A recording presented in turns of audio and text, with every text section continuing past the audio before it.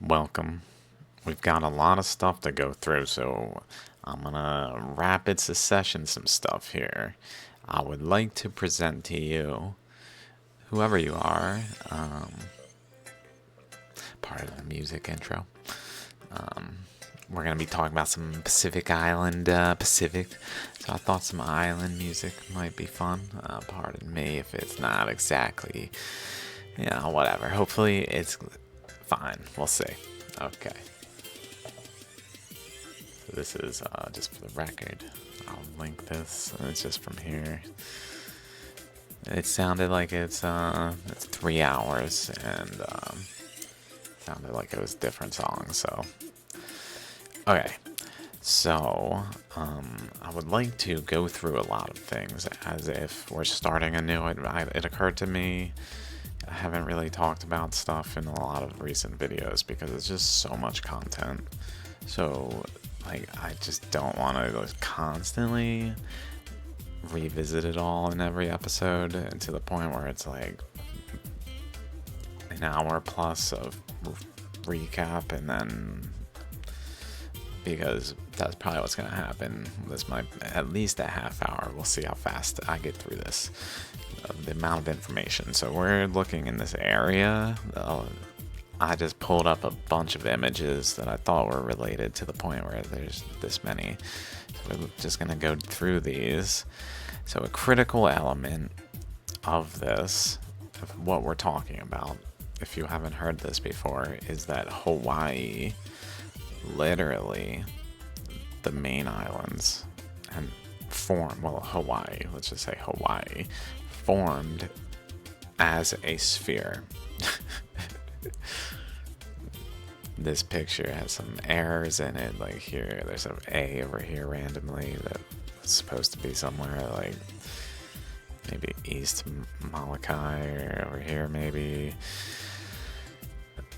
But the point is, it literally formed as a sphere where the land masses, removing the slides, like removing this and going generally to the edge of these three as one unit, because it's essentially conjoined, and this here as one unit, and then the main island as another unit, they all fit together. I mean, it is what it is. So there's that going on. This is part of what's going on. I'll turn that down a little. It looks pretty high over there. That's part of what's going on, is that Hawaii literally formed as a sphere. But what is the main islands of Hawaii, which is only these ones and not the entire seamount chain, was the inner core of the sphere, whereas the rest of the seamount chain was like the outer shell of the sphere of Hawaii, where the inner surface, because it was hollow, that's just what the evidence shows, was the present day surface of the islands of Hawaii, where the bottom of the sphere that contained the molten magma of this miniature planet that was forming on Earth. What was happening is the flood, and the Earth was expanding. So let's keep going, because this is kind of just a random detail in this list. Where did this sphere form, you may ask? It's formed under, I believe under, although recently I'm still starting to be like, maybe under, let's go with under for now, Australia, and in this region where currents were pinching together to form an actual ring, and a central ring, and then the currents got into that structure that had a inner shell and an outer shell. It was basically currents from all directions leading to like a region where the actual boundary formed that then behaved like an atom, fractally, having an inner shell and an outer shell. And then a current, though, got into that outer shell and eddied within it to remove the material and reshape it as an ammonite, because that's how ammonites are actually made.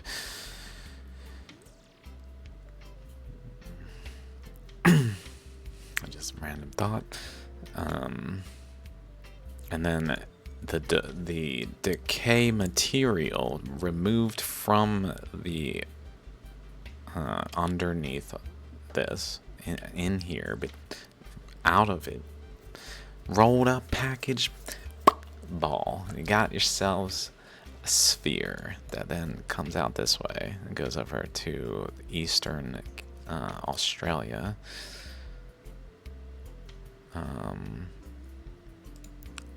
Let's just keep going. Flood currents of North America. Just kind of open things. Some of these are actually pretty old, and part of why I opened it was just to kind of see what like has changed, what's actually still the same. Some surprising things. I'm like, wow, even then I said that. Bruh. This boy fire, bruh. This boy fire. Shoot. But currents, okay, these are currents of the flood. We'll get into that more later if necessary. But in short, the Earth, before the Earth expanded, all the continents were conjoined as a single landmass, closer, and eddies of water formed on the top of the surface of the continents when the flood was happening, which happened. And this was about 541 million radiometric dating, but is actually around the time of the beginning of the flood, which dates back to pretty far. That's when the flood happened geologically, because we think radiometric dating is constant and like a fundamental property of atoms, when it's just not. It's circumstantial, environmentally dependent,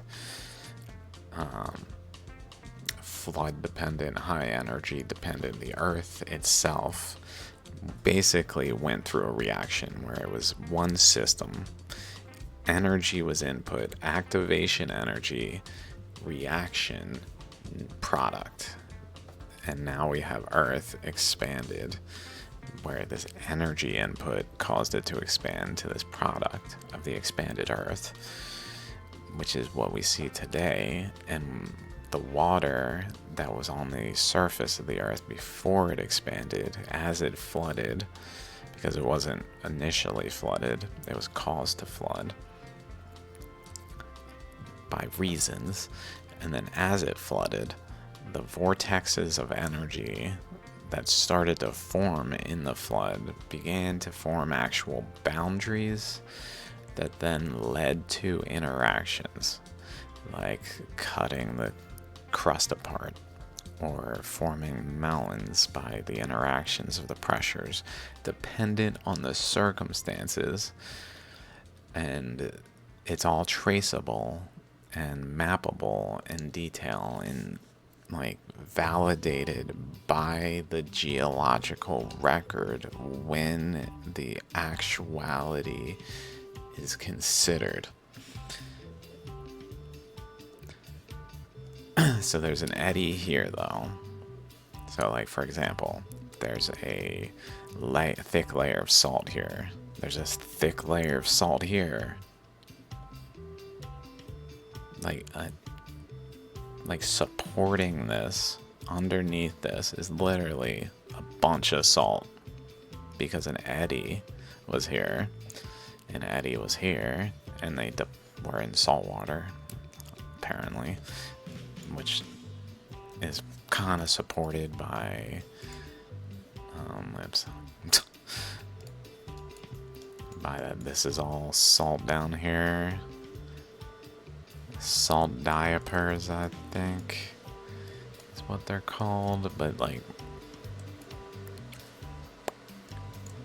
boom, deposited from the same source. Anyway, flood was happening. I don't want to get too caught up on that. Here's some other aspects of it, just drawn again with the more recently with the Hudson Bay eddy involved. Directions, a little bit more subtlety over here. A little bit more subtlety, but also some similarities like this here. I have a lot of similar things in one of these I came across that I think I left open. And then out of this eddy, it basically exhausts this way. And then that leads over here. It forms an eddy over here, but also continues through.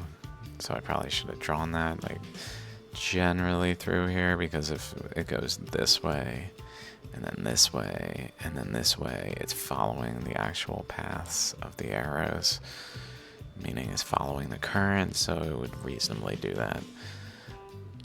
So I probably did that as a way to get from over there to the eddy center on Tongjava and then continue further to other eddy centers, just like a current in the ocean, because it was an ocean current.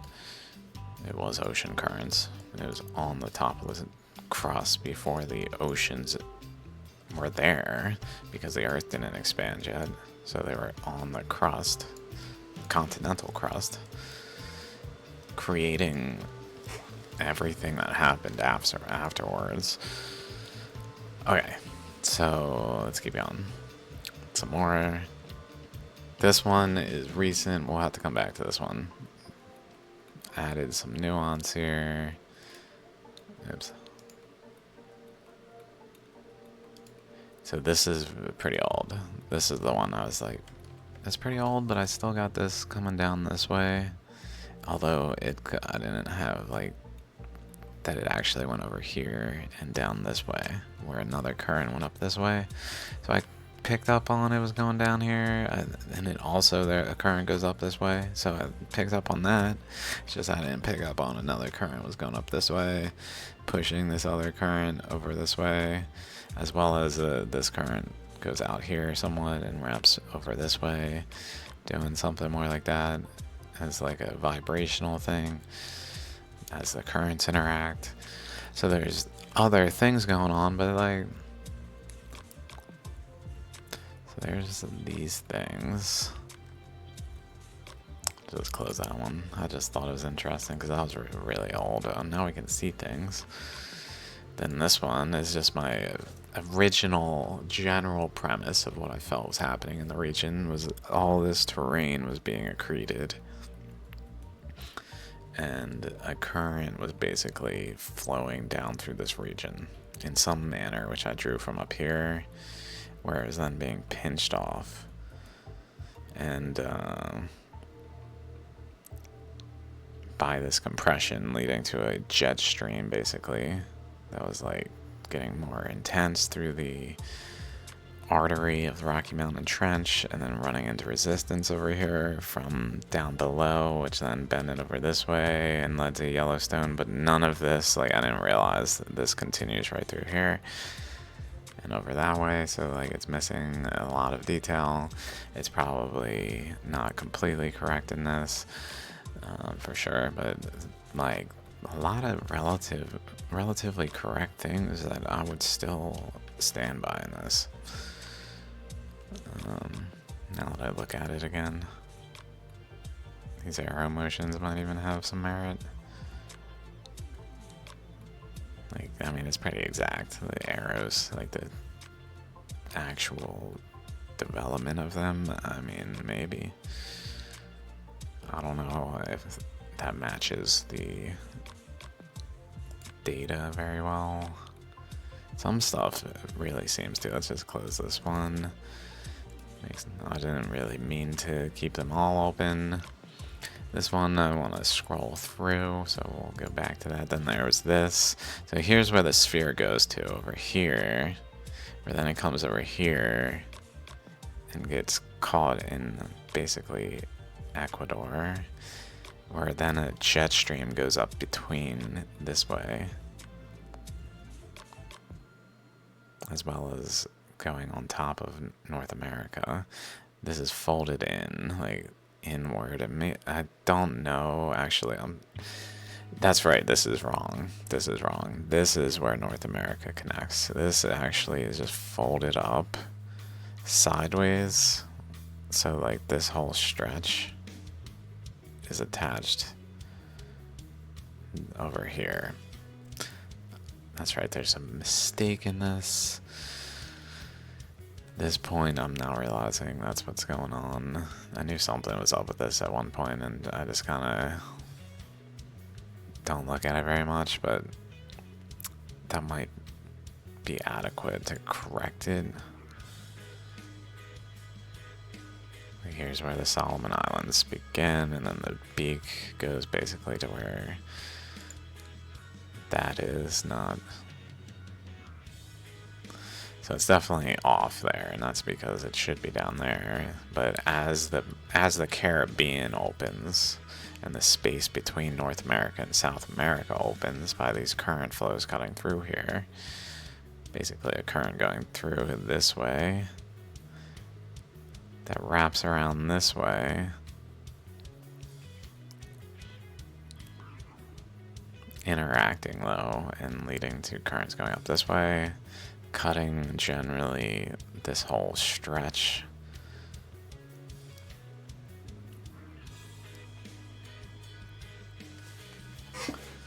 Okay, so let's just go ahead and close that because it's not even quite correct. Then there's this one where these islands were attached to North America. This one up here, I just ignore that one. Although it's just, that one's definitely complex. These ones though were actually positioned here at some point in the process, not immediately, but like these formed adjacent. This was attached physically here to this thing. This was attached physically here through this thing. It was adjacent all along, but then that was all adjacent to Australia before the Earth expanded like this, which is why I put that there. But the thing is that the Europe has a lot of new, Eurasia has a lot of new landmass like down the center of it that formed during the Earth's expansion process and other regions of it. So it's a lot of complexity. But this generally was adjacent to Australia like that. And like this, where the Philippines were actually connected to Borneo.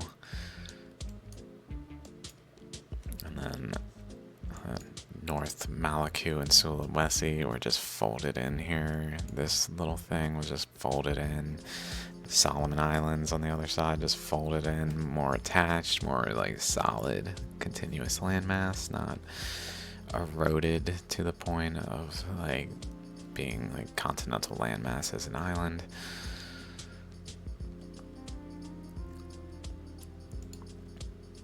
So that's going on with basically Australia here. And then beyond that, India, like not that far, right off its corner really, at a time before the Earth expanded. Like this corner was once like over here.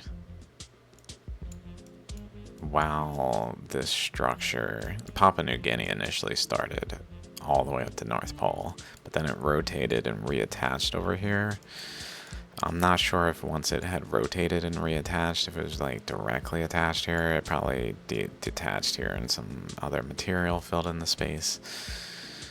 Like South China block actually used to be over here, which we'll get into at some point. Okay, we're 19 minutes. Let's keep going. Okay, let's see. Then Ontong Java. So what then happened was between them all, this beam of energy, where like a vortex was happening at the Hawaiian Sphere as it moved out from under Australia and between Australia and South America. an eddy formed at that Hawaiian sphere. And it projected a current northward that cut until it actually brought the sphere with it. But in the meantime, it formed the Ontong Java Plateau. It formed the Hikurangi Plateau. It formed the Manihiki Plateau. This is Manihiki, Hikurangi down south next to New Zealand, and then Ontong Java, which is called the Ontong Java Nui complex. So then the trident being that which split it apart and separated, which the Ontong Java Nui was forming here, was forming right here, basically in this space. Ontong Java was forming adjacent here, and then reaching this structure reached all the way over here, and then a piece down here was like up there.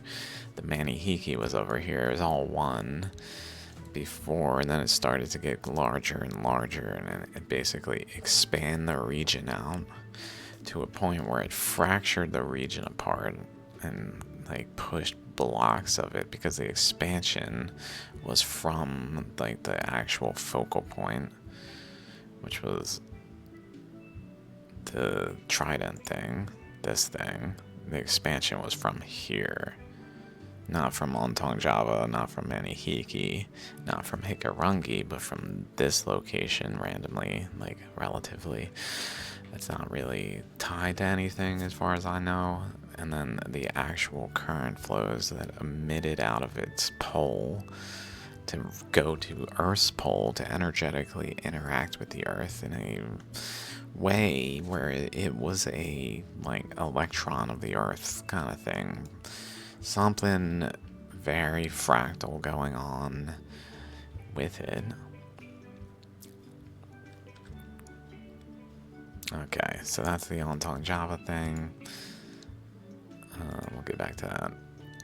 And then just some of the currents I traced, so maybe we can watch this one from the beginning. Tracing flood currents. So this is the Rocky Mountain Trench. I'm missing some over here. There should be a current wrapping around this side too. You can kind of see it. And then fanning out.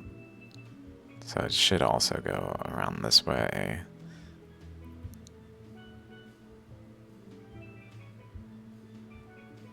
But that's those currents that are then literally forming the Rockies, particularly the Laramide orogeny, where the severe orogeny is more just from the pressures thrusting things onto North America from the others, and from like the west side of forces rather than southward propagating forces. Although this current is like going east, it's just getting pushed so far north that it has to go back south. So it's kind of an eastward propagating current anyway.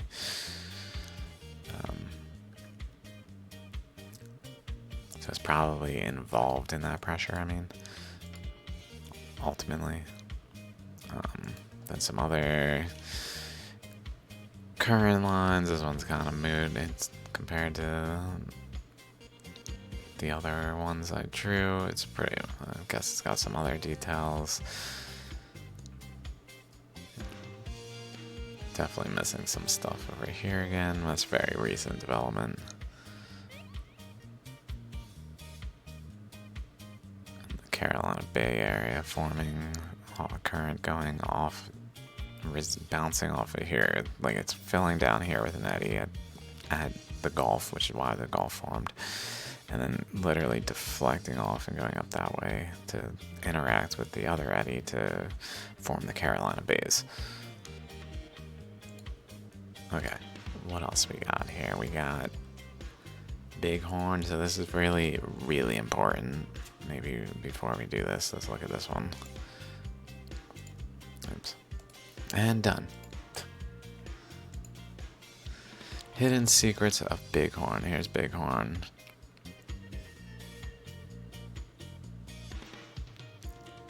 here's the structure around Bighorn that I've only in part highlighted. There's really more, like, definitely is more to it, but just wanted to highlight this because it's so blatantly, like, guys, guys, you know, I don't. Did you notice, guys? Can we talk about this maybe? I mean, guys, there seems to be. I mean, it's just there though. And what are we doing here? We gotta explain this or not? I've never heard anyone talk about the, like, distal relationships of Bighorn Mountain in this nature. I mean, Yellowstone, which is like a main focus of the area. Like, a lot of people don't even know Bighorn Mountain. They just don't know it, which is over here. I didn't know what it was until I became interested in geology. Like, I couldn't name the mountain. I could name Yellowstone, I don't know when, maybe long ago, without any real, maybe I couldn't pinpoint it, but it's like, now I can, but that's fine. But, like, in essence, people know about Yellowstone. They don't know about Bighorn. They don't know about Bighorn, but do you see Yellowstone here? Or do you see Bighorn here? Now you see Yellowstone, but which do you see now?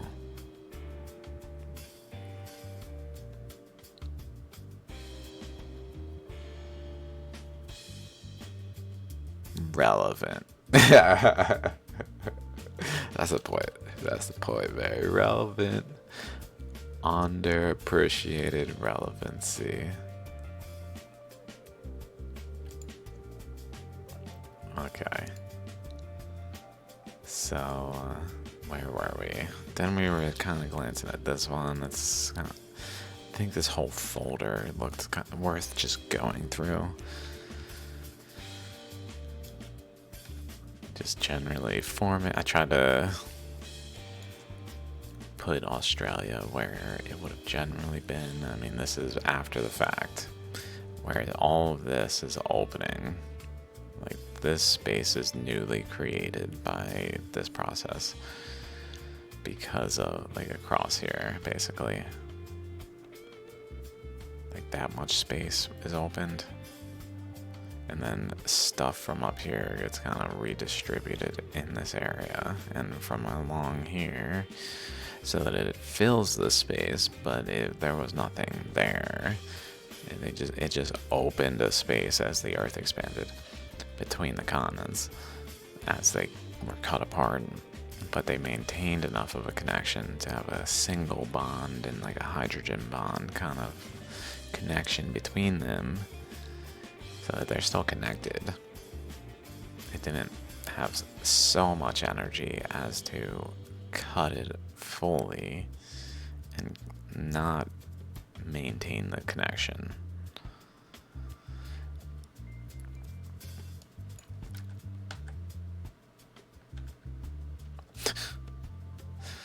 Some attempts to put this all back together. This is interesting. Oh, things have changed since this. Like, all this. There's so many issues now that I've realized. Like, things that weren't as they are now to a substantial enough degree where the approximation of today's map is not adequate to capture why this is not fitting quite well enough. Where I try to do pre-expansion Earth by just kind of on 2 dimensions putting it all together. And then over here, because I did Antarctica like this, I just did Antarctica here with the surroundings here, but then this is just because it's a sphere. Closed up there.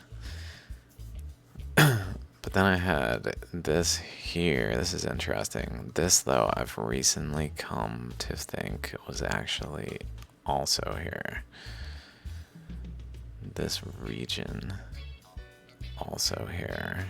Initially there. But then over time, this became there. It's just, I think it might have literally been like multiple layers that slid out and did like from a hinge point, like fanned out almost into different tiers,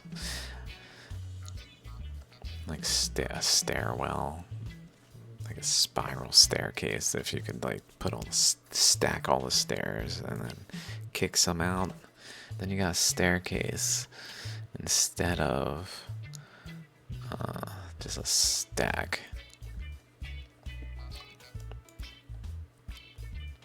So definitely some nuance here, but this is relatively useful. It'd be nice if we could get like... So here's what I mean with the Philippines was literally in the arms of Borneo. Borneo was adjacent to Australia for sure, like this. Philippines was there. Sulawesi, North Maluku were adjacent to Australia, which were all across like that. And then this current is coming up from over here where the sphere was, moving out this way to like here, going up that way. And this way as just like a freaking fork.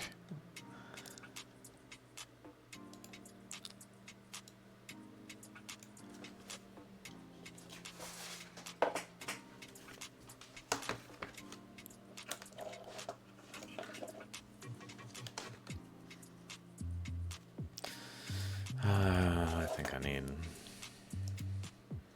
tooth pulled or something. Say here is the sphere, a little oversized. And then it then emits a jet stream that goes up this way and cuts apart. It just goes straight up through here, energetically straight up here. But it's not just doing that, it's also going this way, which ends up going that way. It might actually be that it went that way initially, more this way, and got turned to go off this way.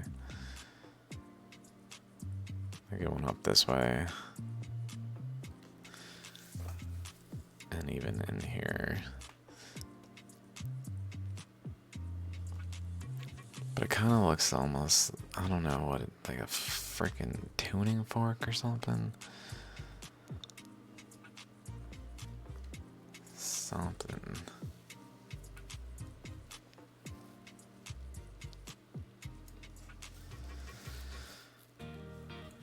There's another current though.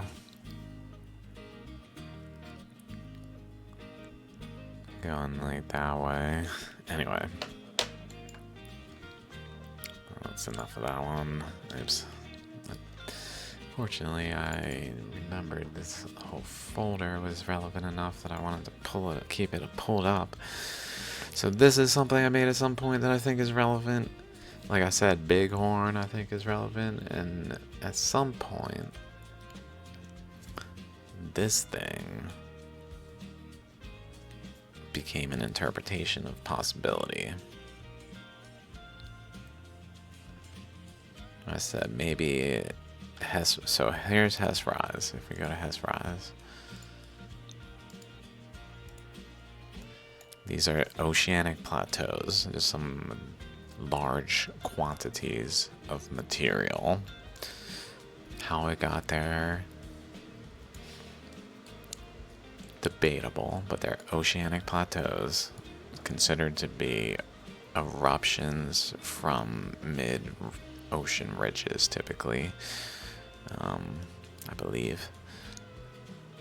Which has merit. I'm not saying it doesn't have merit. It's just there's nuance. Anyway, but Hess Rise here and Shatsky Rise.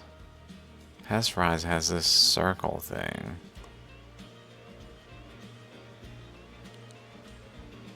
Which I said, well, could that be something over here like it was attached to? Literally imagine the earth is expanding. Doop. And in order to expand, it has to like deep, like dislodge some connection point, deep, and then it's gonna expand. So it literally has a connection point that it has to get the connection off of. Like there's this point forming that is holding things together. It's like, even though the pressures are there to expand the earth, that's holding things together in some relevant way to a point that it actually has to like do other things, like expand the earth elsewhere until it can like dislodge it. I thought something of that nature, or like it rotates, like, and by elsewhere I mean like over here, but not as much over here, because it's like attached to North America. Like this is all below North America, by the way. When the earth was starting to expand, things appear to be pretty different. So I guess I missed a folder or an image or whatever, where the Pacific, Western Pacific, here's Hawaii, was like over here somewhere. In this, I mean, this is approximate. The further away it gets, I from the mid-Pacific Mountains that I tried to put here.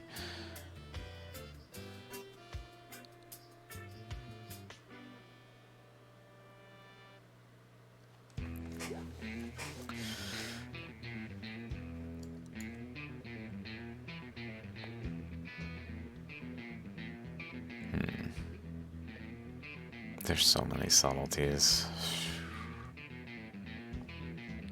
But the Western Pacific was over underneath North America and slid out in this manner under like Central America.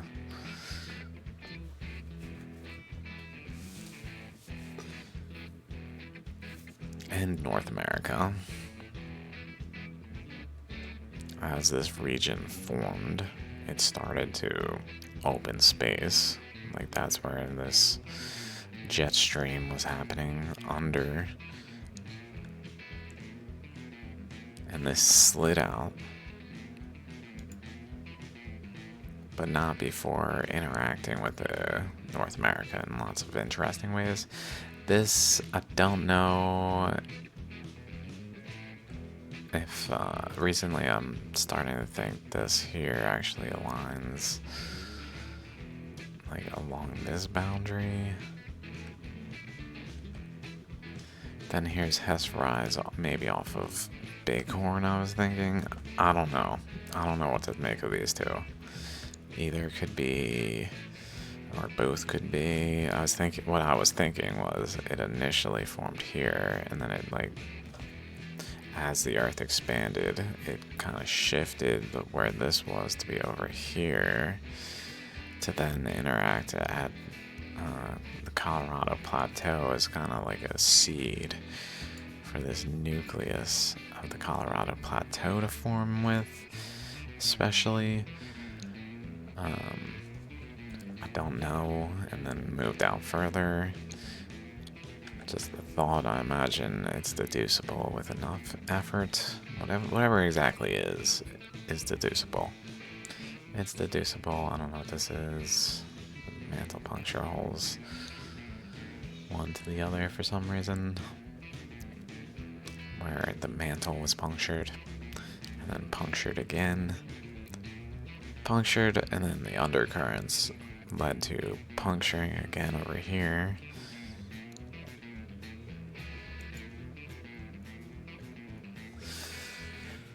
Okay. So that's this setting. We're kind of 40 minutes in. We're gonna look at some details. So see my last couple videos. I came across. I put this here, and then I don't think I actually cited it. But one of Nick Zentner's videos, he was like, and then the space opens in like a spreading ridge. I was like, here's a spreading ridge. I'm like, dude, within hours or days, so soon.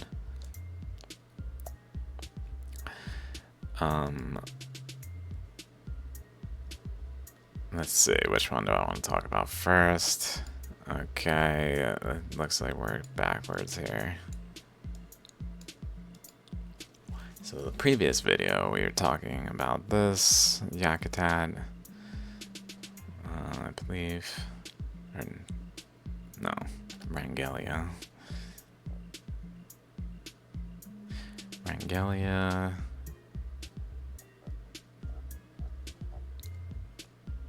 And he said 100 million.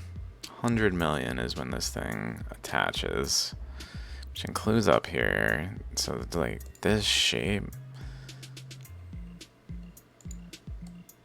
is clearly related to the thing I haven't mentioned before, I don't think, where this jet stream is going directly into over here.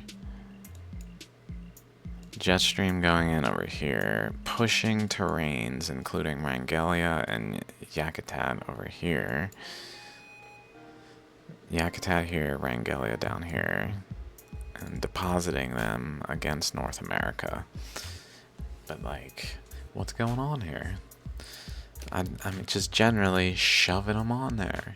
Okay, then they kind of like get shoved on there and there. That's that, right? Well, it seems there's more to it than that. I've come across some really interesting details that actually, I would say, verify what's up. So let's see. So that's this. Then I thought, wait a minute. If this docks at 100 million, is it possible that there's like different currents happening? And I ended up drawing these like in terms of like a current going this way, and then as the material's coming up, and literally it's shifting the water. The waters are shifting materials to places, and then that is shifting the waters, etc., and it's chaining things into basically creating the Earth as it is, but leaving behind its like paths. So essentially I was thinking, like, isn't that strange how there's like this thing, like if we go like this, dude, and just follow around this boundary, it kind of just points over generally to where Vancouver Island is, a little past it.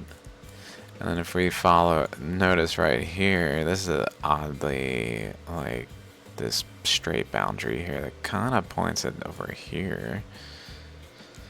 And if we follow that just further, it seems like generally the thickness here, at least like to a point where it's like, well, maybe current going through here deflected off of this other eddy. So imagine, because we see this boundary here and over here, imagine there's an eddy that has a boundary going this way. through here and just straight across here though. And continues, wraps around, goes straight across here, continues, wraps around, and just is this huge eddy. And it's not cutting the earth apart yet, but it still has boundaries to a point where once the process starts to happen more, it cuts the boundaries, at least here.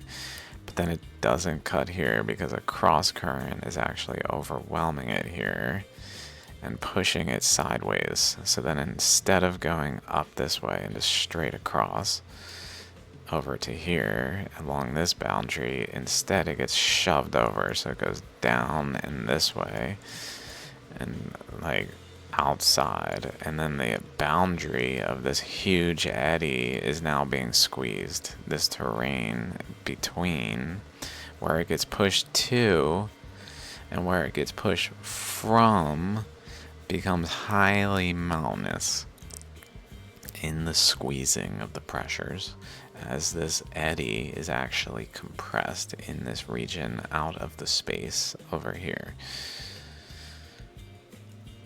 So that's part of what's happening, but then it's bouncing off this eddy. Like, this current doesn't want to just go down. It's not like la la la down.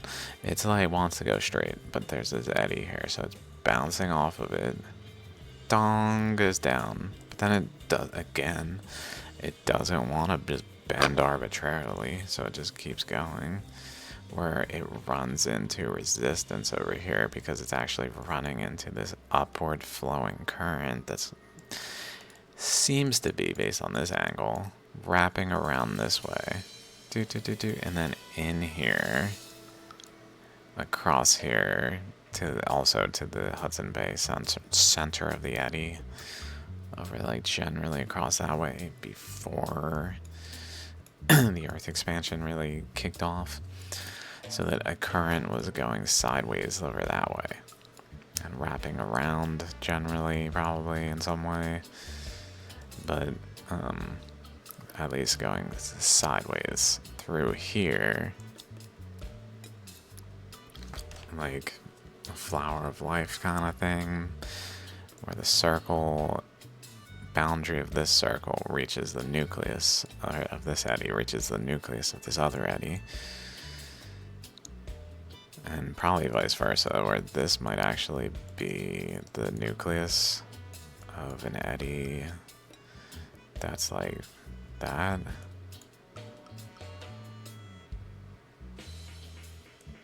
Oh, maybe.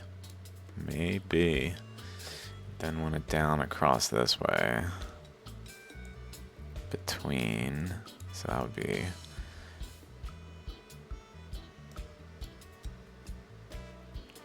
pretty close, but to the side that is, I don't know, that might be the center of an eddy, or maybe here.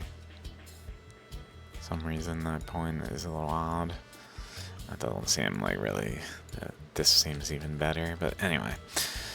But the point is, it bends around this way, so it's generally flowing in this way at one point.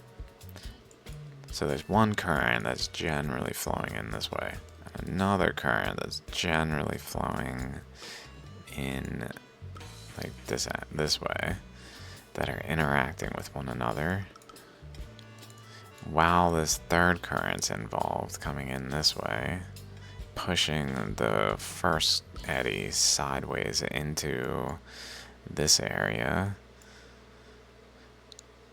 which then causes a current to go down into the other eddy, blocking it off from like this way.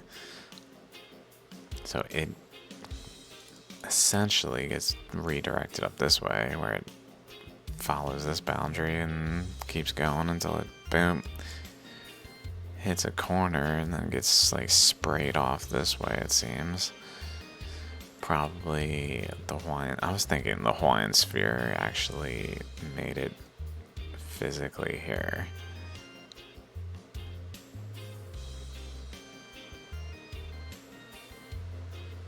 Possibly below the crust, but it would be cool if it actually made it above the crust and then went this way.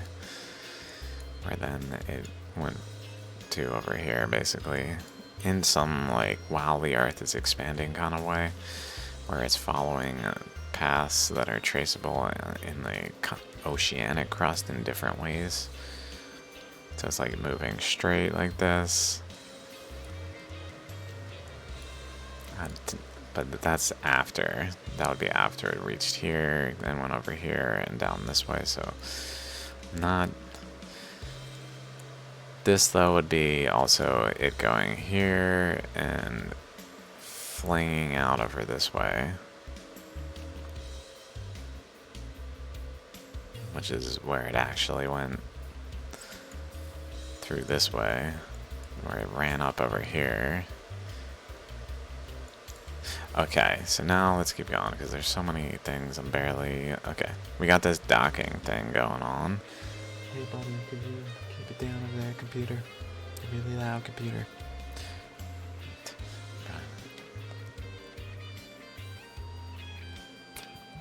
I don't think you guys can hear my computer, but it's just loud. I think it's on its way out. I beat the living crap out of it.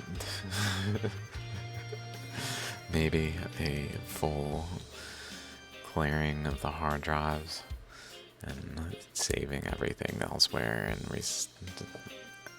reformatting might help it. I don't know. Anyway, but I was thinking the current basically bent in and like by this process held this mass here. Like, that's why it ended up there, was by the current deflecting off it. Interestingly, I've come across some details. So let's just kind of read what I put here from watching the video. The Rockies started to uplift at Basil Tikoff said at around 100 million, the Rockies started to uplift. Which gave me the thought, well, what if this is docking, and then because I know these currents are related to the uplift of the Rockies, that would imply that this thing docking is actually pushing this current out of the way, so it can't flow like through the area that it would like to, which then redirects it over this way, where then it flows into the Rockies region to actually form them by underwellings, upwelling, and compression, and all sorts of things by the high energies that were propagating through that region, as well as an eddy generally forming here, but deflecting off of it and going this way at 100 million, thereby commencing the Rockies uplift at a time that actually coincides with Silesia or Wrangellia docking and the insular superterranean docking.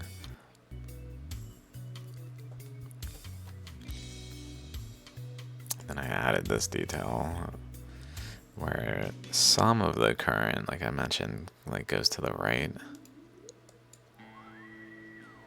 Like this area, it actually, this path goes to the right of here. So it provides a path for the current to flow down here and just straight down here, all the way down as far as it could along this area, and fill it like a bladder. So basically fills it like a bladder over here by this current that gets through this way, while this other current runs into that, goes along it, and probably interacts with it. Like, it's also going into the space probably, especially in California, and like near what is this, Middle Mountain, Sutter Butte, maybe. Sutter Butte's Middle Mountain, as it's known by Native Americans.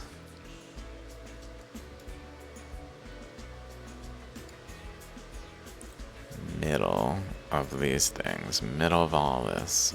I mean, this looks kind of like this pen, ballpoint pen, or whatever those kinds of pens are. Not ballpoint. What is that pen? Pen types. Feather. That one. Is it gonna say it or just show it?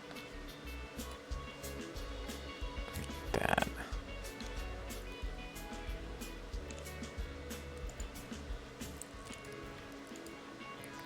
But maybe another one's actually going down here in a similar kind of way. That just is a little harder to recognize, like going to this point.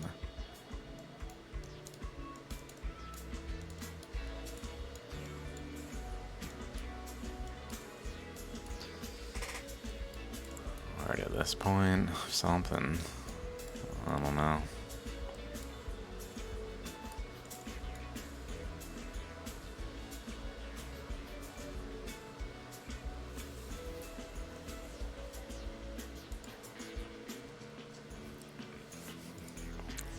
Some of the maps together. We already went through these. Okay.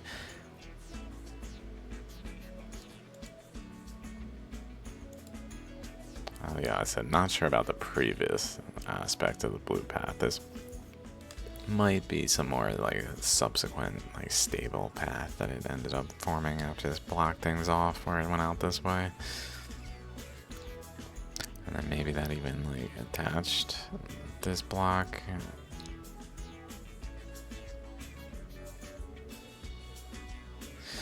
Okay, then paleomagnetic North Poles based on studies in Montana by Gunderson and Sheriff. And then I said, appearing to show where the Hawaiian Sphere went to in the mid-Cretaceous as the MK pole, where it went to the North Pole and the Earth rapidly changed thereafter. MK, mid-Cretaceous, which is in the time of Wrangellia, and the sphere moving northward. So it's like the sphere moved north, went literally through here, to that point, by going this way though, underneath. And then this moved over here, so, but like this is where it was, going through here to over here, which was here. I know it's confusing. And then it got here, which was here. And this swung out over here and took it over here, while leaving all of the evidence behind over here, of that region at least.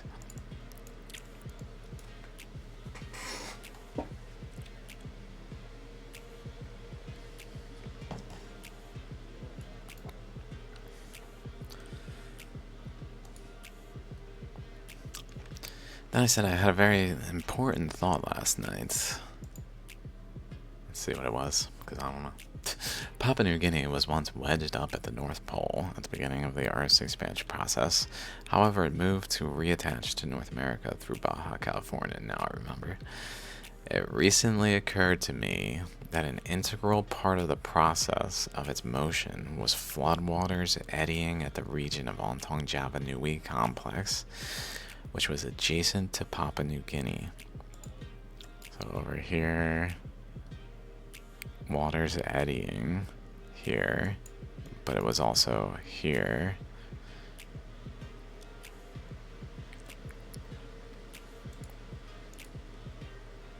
So what does this all mean? My thought was that the motion of Australia and Papua New Guinea from the North Pole in the first place was when an eddy formed on Australia's cratonic landmass. This is why I'm like, maybe it is on.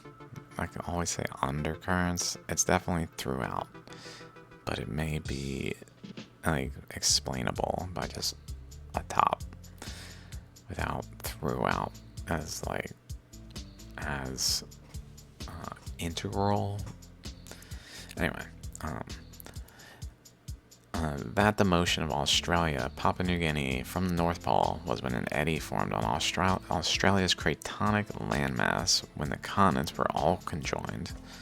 So that they were all conjoined, an eddy was forming at the pole, North Pole, which was like actually here, like right there, like in this area. But at that point on the side here, an eddy was forming right here on top of the crust. And this eddy then started to actually cut the crust from its surrounding landmass, which was up here, like wedged up here. And as it did that, it started to move away from the North Pole along North America, like rotating, so that Papua New Guinea is facing North America and reattaches down here, specifically where this current is going through between North America and South America, because a current is cutting across this way and then through between North America and South America. And that current is where this boundary of Australia moves to. So it goes down, down, down, down, down, down. Ow, ow, ow. Even if, okay. Sorry, it's just habit. It's like I'm like a freaking robot. I must be an NPC, huh? I knew it all along. I thought I was playing the game. Ready Player One? Nope, NPC. Got it, noobed. Noobed. This dude got noobed. That's alright, that's easier. I get the autoplay. I can just watch.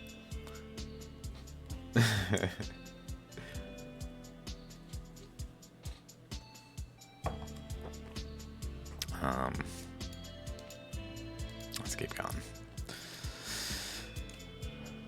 And then I said, so what does this all mean? Then it moves down to the equator and carved a path between the crust. So I was carving this path that we were looking at between the crust.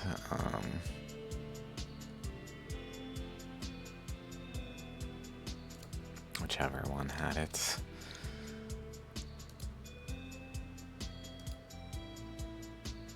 Feel like no.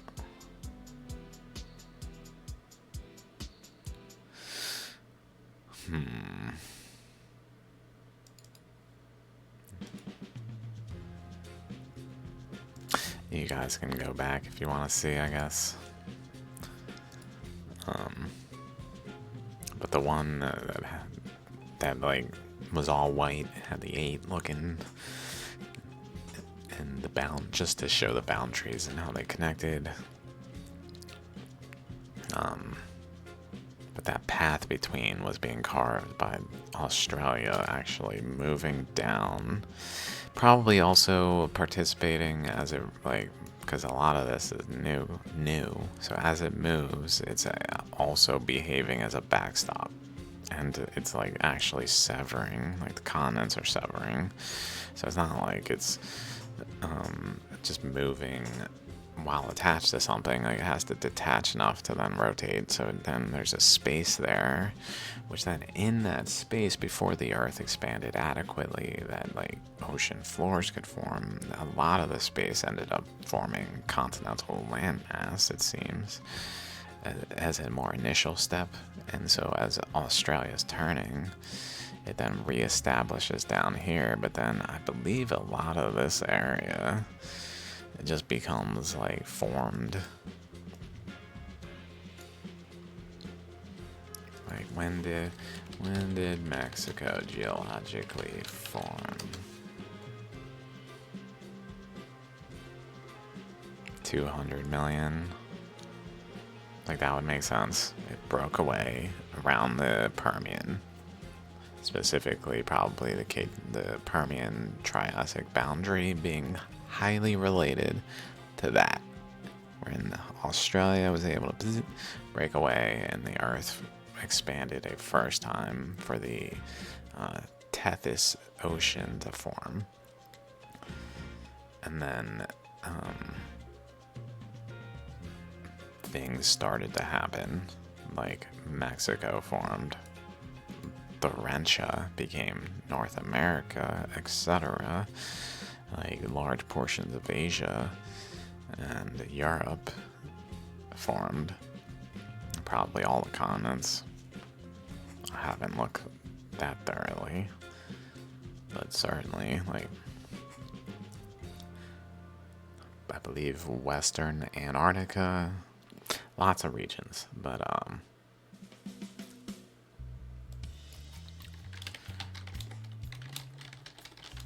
let's see if there's any semblance of like this region being, yeah, Paleozoic. So it's all Paleozoic. So as Australia detaches really up here somewhere, Papua New Guinea rotates, it then like provides a backstop, and in the space this material starts to fill and form this area and this area.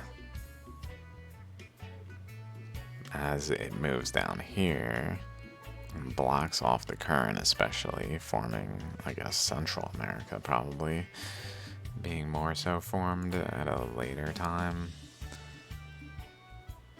I don't know the full extent. Craton map, Central America.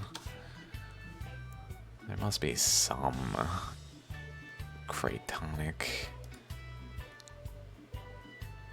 Really, all within the last 600 million years is what that says.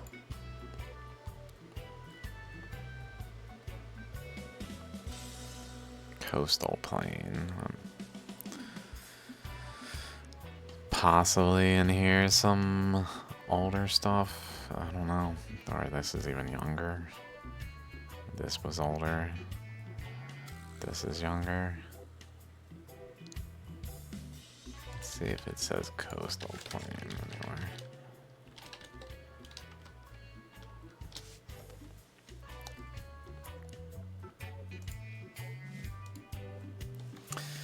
anywhere. So then, point being, then, critically, this implies that the eddy center slipped off of Australia. So imagine it's rotating on top of Australia.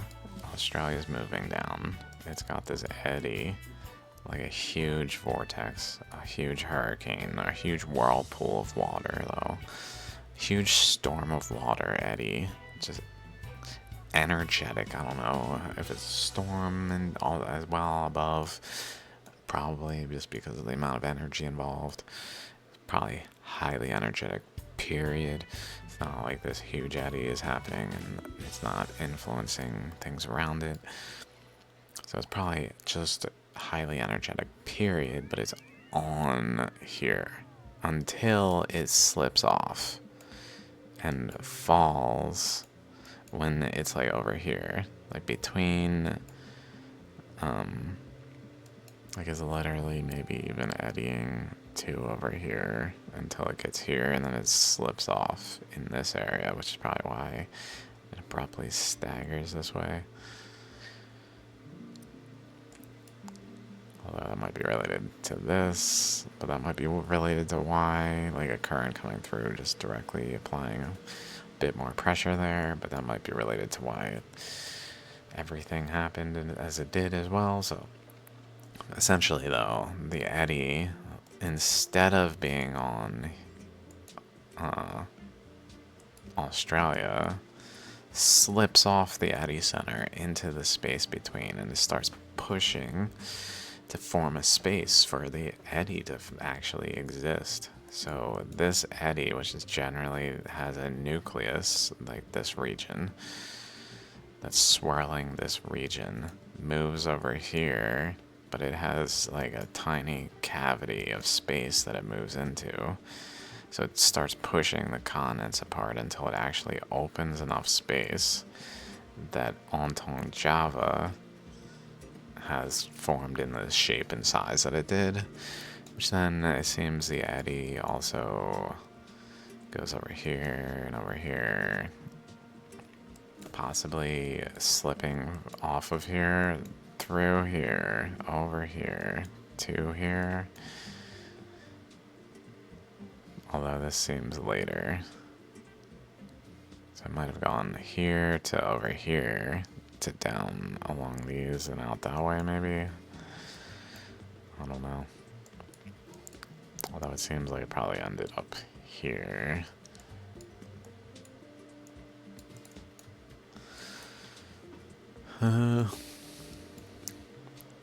This region formed when this region formed.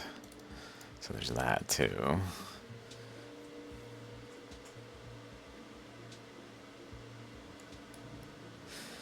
Okay, what else we got? Let's just keep going. Eddy getting to this space would have created a major change in the Earth's expansion process by pushing outward on all crusts around it when confined by the recess to open up the space further and further and ultimately open up the Pacific Ocean. This would actually explain a lot. Like why the Jurassic Quiet Zone exists in the Western Pacific, where crust thought to be Jurassic, which is what I was just pointing to. This is thought to be Jurassic, 160 million or older. In the East Mariana Basin, based off of magnetic anomaly pattern inference, so based on just the anomaly pattern, it should be 160 million, but in reality it's found to have the same age and similar geochemistry to Ontong Java, Nauru Basin, which is over here next to Ontong Java, and the like, as I put, which includes some of these islands. Subtle details that not many people are paying attention to, but that matter very much. I said, that reminded me that Australia is known to have tilted, so I was trying to find this. I looked for some of my older posts and came across this one, which seemed pertinent, so I just kind of included it. Let's check it out. Reading an Earth expanding paper from December 21st, interestingly, came across a true polar wander map, which I've been inspecting, and I noticed some things, namely, at 144 million, the Pacific superplume moves from near the Australian Ammonite to the location where Ontong Java formed.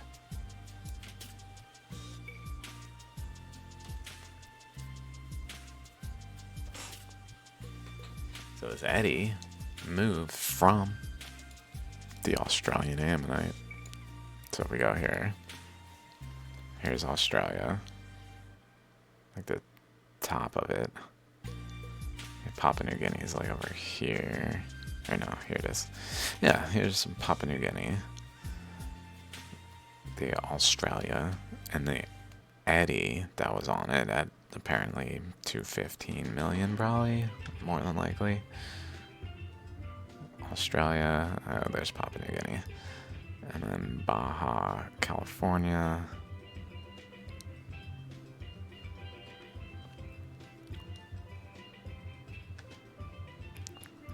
And then at 144, though, it literally slips off of Australia and into the Pacific, opening up between the continents at the Ontong Java Plateau. 144 million.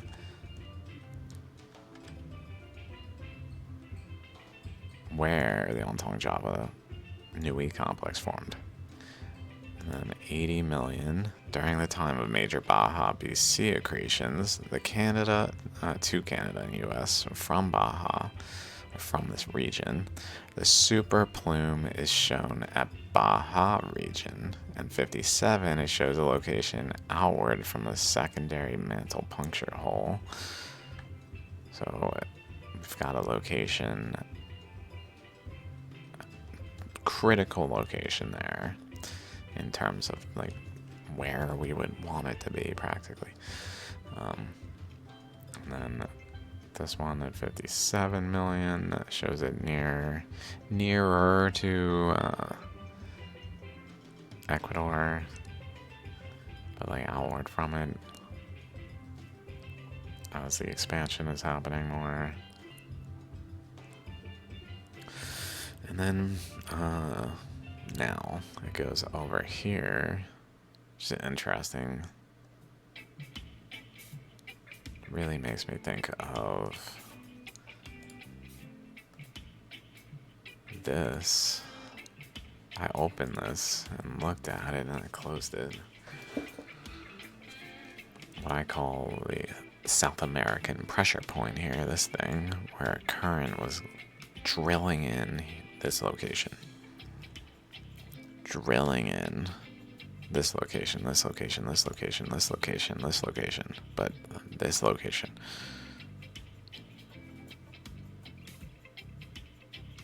Looks a lot like what we were just looking at.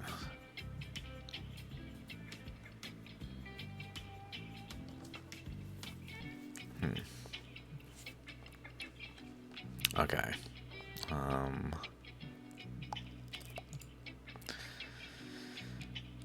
And then they showed this area. Oh, that's 250. This is also in a more modern or more traditional framework of actual million years. Okay, so let's go back. Another pertinent post. In my search for a tilt-related post, it was from November 25th. These we've talked about, except this. Here's the Jurassic Quiet Zone in the middle here, next to Mariana Trench. Some lineations. We talked about pretty much everything here. That's fine, okay.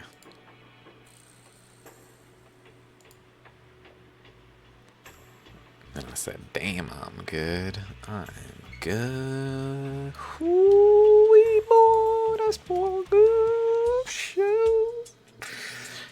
Game shape. Sorry, guys. I don't even know why I said that. To generate the major and trace element patterns of the greater Entente Java best salts requires partial batch melting or more following extensive fractional crystallization. Oh, that's why. Look, that's why. Because I said, where is it? It's like freaking buried in there. It is. I said, ooh, extensive fractional crystallization, almost as if there was a mixing in the region that induced an eddy, like at Mount Grenor. I mean, sure, I didn't quite pick up on it, but it is what it is. This is worth bringing up here, just my large igneous province post. Some Australia related stuff too. Siberia, all sorts of Entente Java stuff. Just the large igneous province stuff, which I'm not going to go into right now. See my large igneous province playlist. As boring as it sounds of a topic. What now? Large igneous province? Dude is such a nerd. You got a playlist titled Large Igneous Province. Dude, you're so fucking lame. Get outside, bro.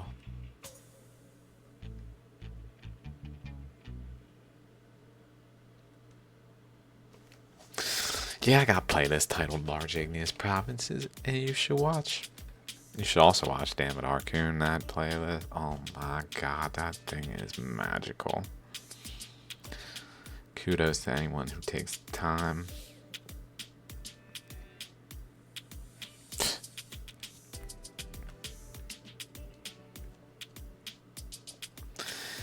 Then I came across this image from Kaywood et al. Of particular interest is that South China Craton originated north of India. So that's what I mentioned.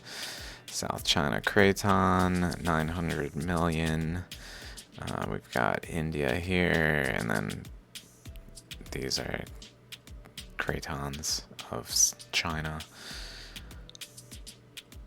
South China.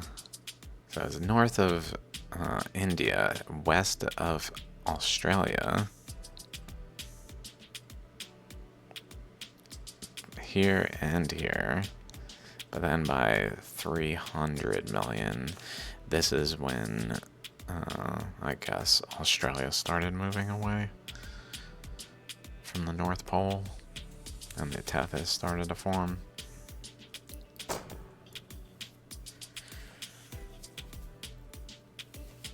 So I said, I may be speaking too soon, but it seems that the block was pushed away from India by the flood currents in a manner where it unfolded the region. It unfolded the region so that upper layers, South China Craton, were pushed outward by eastward propagating currents.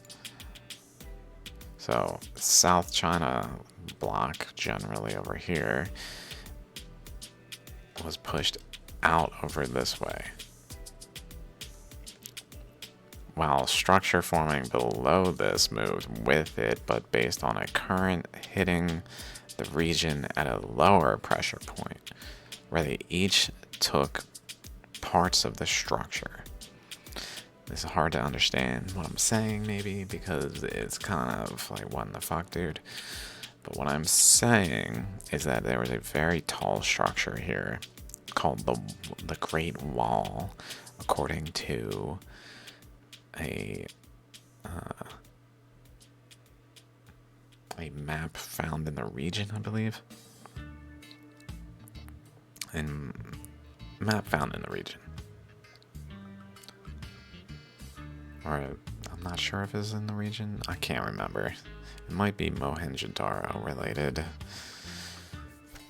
The Babylonian map with the 8-pointed stars. It says the wall on it. Okay. This was the wall up here. There were mountains and then the wall is my interpretation. And perhaps, at least like openly my interpretation. I'm not like so attached to it that if it's false, I'm like, It's just seems plausible from all the things I've now analyzed that maybe it was over here. The South China block, and that all these things happen where instead of just being South China block, it was also like almost like a let's say like a mushroom rock, like something like this, where you got like a craton though, South China craton, and then you've got a base, and then between it you've got like the Indonesian archipelago. So we got like basically Tibet, the region of Tibet, and then the region of the Indonesian archipelago, and then the Chinese craton, maybe. The Chinese craton is known to be highly deformed underneath, which is interesting. But where it's so tall that just like the ocean currents, there's currents that go above and below each other in different directions so that they can pass each other without just running into each other. So they literally go above and around. So like one is applying a pressure from the north this way, basically out of the eddy across this way, and specifically across here, right to Dammit right to here,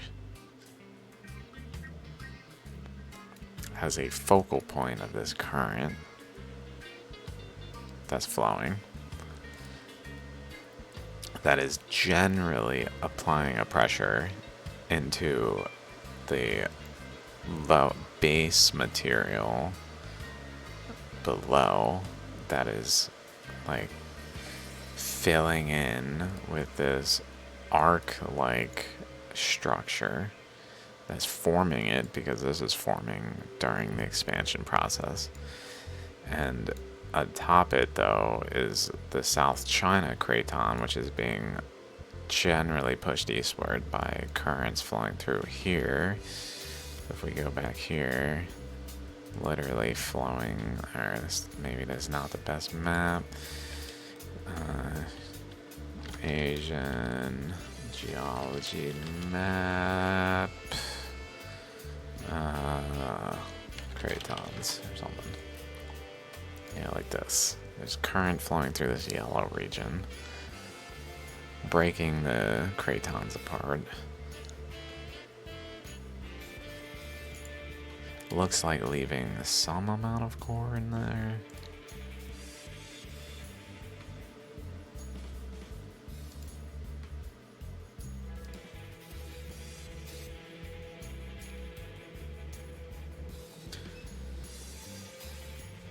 Ah, we already figured out I'm an NPC there. Research gate, you missed that.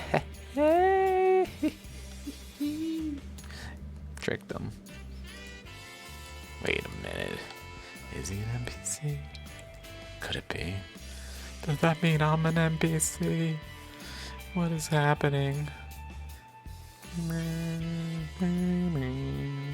Okay, sorry.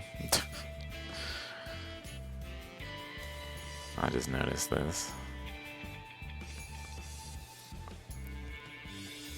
So apparently this is some amount of Kraton.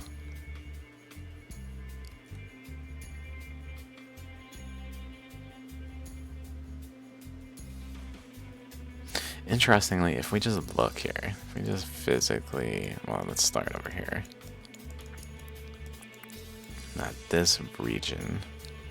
And like this central thing, this shape, like if we just follow this around and just keep going though, it kind of has like a boundary maybe there, some kind of structure like this that then has a central structure. And if we go over here, like it does have some kind of central things here.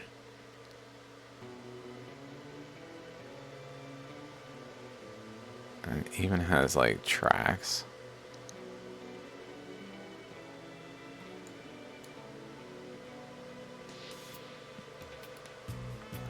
It's feasible that it literally was here on top of the material and got shoved over this way.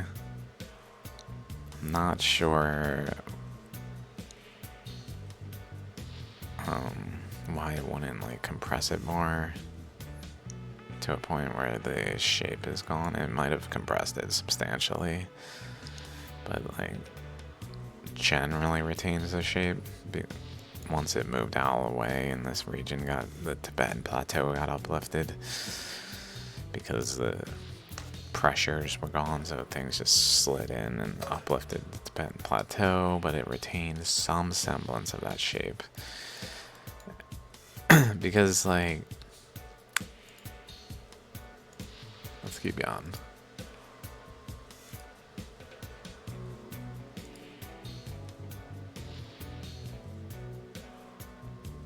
Like this, it really follows its contours in a way that's like, what the fuck?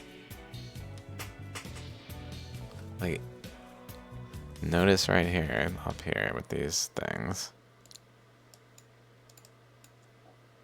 There's this. There's literally this nub thing over here.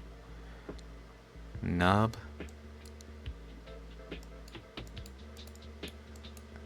Nub.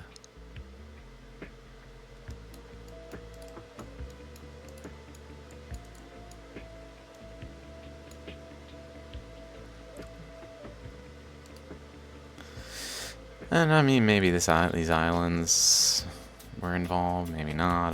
I don't know. I just kept them in there in case they were related, because they would positionally seem like they are, just by where they are. Like they were probably generally there the whole time, like relative to surroundings. So they probably didn't like join after. Although I guess maybe later they got reattached at like the points of focal energy focus. I don't know.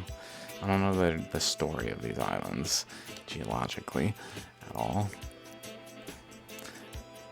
But where like this swings open over here, extends, this whole area just extends and gets larger as this yellow material fills in, pushes stuff over. I believe this is two, maybe not. This is also new over here. I'm not feeling well. Fuck. My teeth, my body. Just like, oh no. And then I said, added in, bada bing, paraphrasing.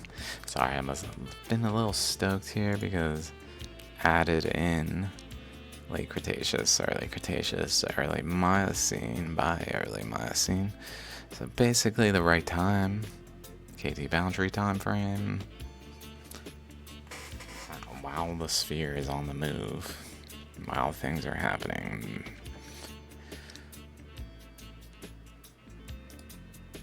And then I just was like, this is interesting. The point where the sphere goes is really still today in line with the cut that went through Baja California region, Gulf of California.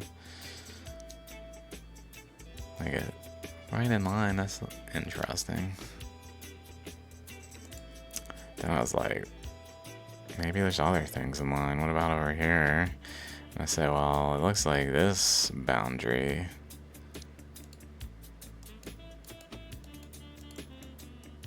like imagine the current went around here and just kept going this way. It looks like this straight line points over here.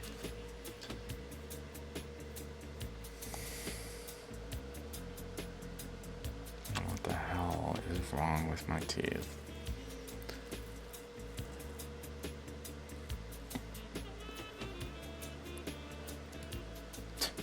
Don't smoke, kids. Lesson learned. Not learned yet, though. That's the shitty part. Keep on read. Like, maybe it's not the problem. I don't know which part of my life decisions was the problem, but the outcome is fucking the outcome, that's for sure.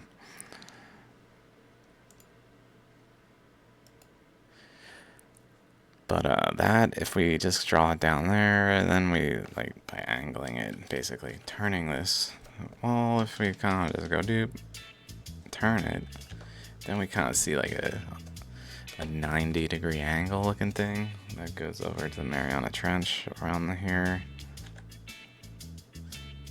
And if we go like this, so imagine here's where the sphere goes in. It goes in this way, but then actually that's over here. Reaches over here, which is actually over here, like more exactly, but then things started to expand, so over here, in terms of relative position to the surroundings, more so over there, but reaches here, goes this way. The current that's bringing the sphere largely goes this way, but the sphere goes off of that and goes this way. Caught in this location, this swing out over here, and goes at a different angle. And it really makes me think of like a door opening, really. Because like over here, this line was much more like approaching from this angle. So it's basically, imagine it's over here. Approach back. Approach back, approach back, approach back. And it starts to like form an actual wedge that widens out open the space so that now where we see it approaching over here is actually over here from this angle, even though it formed much more like at that angle at its like initial conditions way back when, before the earth expanded at like 600 million ish. I'm not completely sure that's far enough back, but a little further back, and then there's other things going on that's add some more nuance, but really that's one of the like oddities about the expanding earth theory, is it's kind of like a window in time when certain things were happening. And it's just complexities to really explain other times in Earth history. But let's keep going. Not inexplicable, just complex. Like kind of like how this is complex. Like yes, complex, but a thing. So there's this, where it actually more precisely in my mind, like more straight, like actually cutting across the Cascades and a river path in that area, is this line that then goes like right to that corner exactly, rather than to here, but like that's where it was before the expansion happened, up here as well even. And then I said, wait a minute, like a circle here and a circle here, and then I started looking. So if we go like this, right here, then I kind of was like, well, maybe there's more down here. Well, maybe that's one here, like this general area, or that. I don't know if that's man-made. It looks huge to be man-made, so maybe that. It's like a nucleus, but more so the whole of it. And then another with some kind of nucleus, rounded edge. Maybe not like circular. And then over here it kind of elongates in a weird way, but it's more of like a current path. So it's kind of like a current coming through, but it comes through like this. Where it's running into the resistance out here, so it bends over this way, but some of it goes off and forms this boundary basically. But it still bends off and goes over here, and just basically cycles. Cycle, cycle, cycle.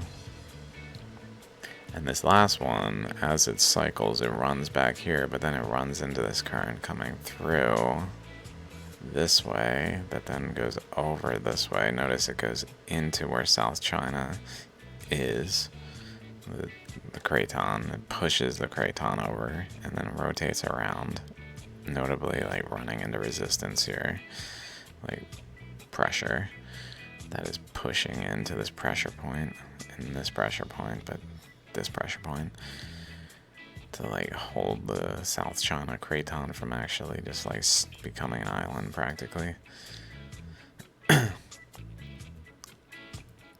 And then it continues to take the material around this way, so like unwrapping it. So like this here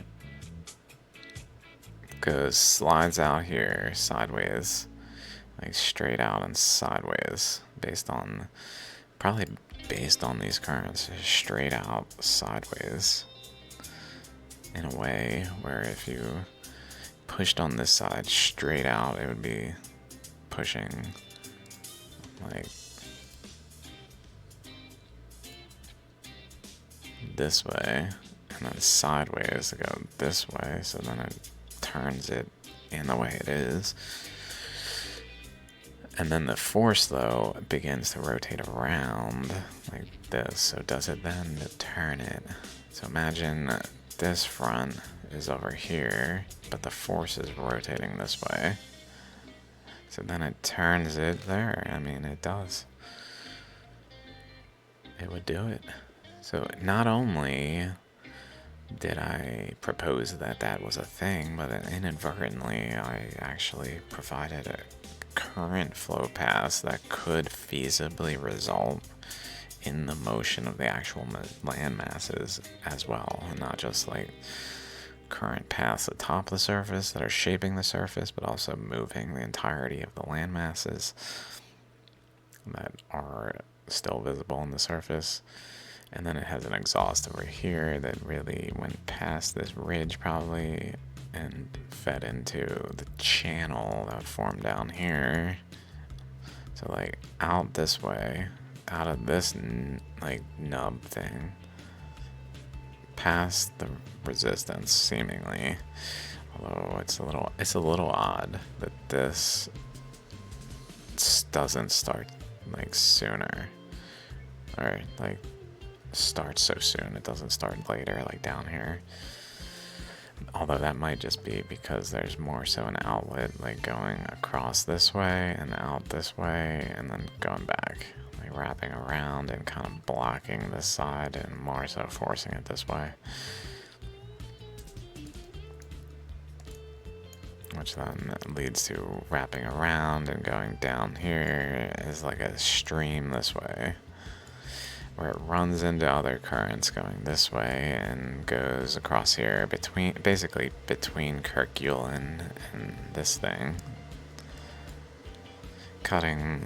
contributing to the current cutting across there, as well as probably feeding like further into this area and down across into the Atlantic, etc. Other interactions, but more at that point, and then it's kind of just feeding into the oceans and shaping the terrains in the oceans in ways that are of that nature that I was just kind of describing. So there's these going on one side. On the other side, we have Australia with an eddy on top of it rotating down here. And then there's other eddies, as we've talked about. There's an eddy here, clockwise rotation here, counterclockwise rotation here, clockwise rotation here, eddy down here. So there's eddies just, and then the girdle of Euler points that are around the equator, around where the Earth expansion cut the Earth apart, because that's what was happening, was a girdle of currents that were taking the shape of eddies that then both cut into the Earth, like punctured into the Earth, and then pushed the Earth apart as they actually created channels by chains of eddies doing this, which formed like over here. Like this is part of those chains of eddies, the end of the chain really, the leading front of the chain, of a chain at least, maybe not the chain.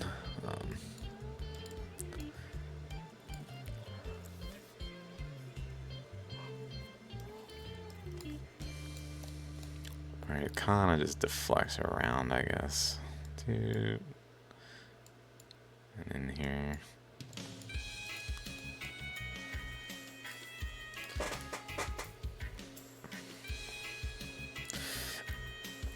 Then we got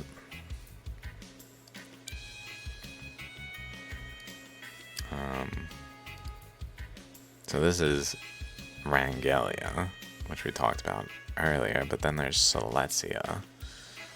So Silesia docked at 51 to 49, and formed 56 to 48. And then a volcanic episode happened 42 to 36, called the Tillamook episode. This leads into the Columbian River basalt and all of the things leading into Yellowstone, and is basically related to the hotspot of the Yellowstone hotspot. But notice these dates: 56 to 48, 42 to 36.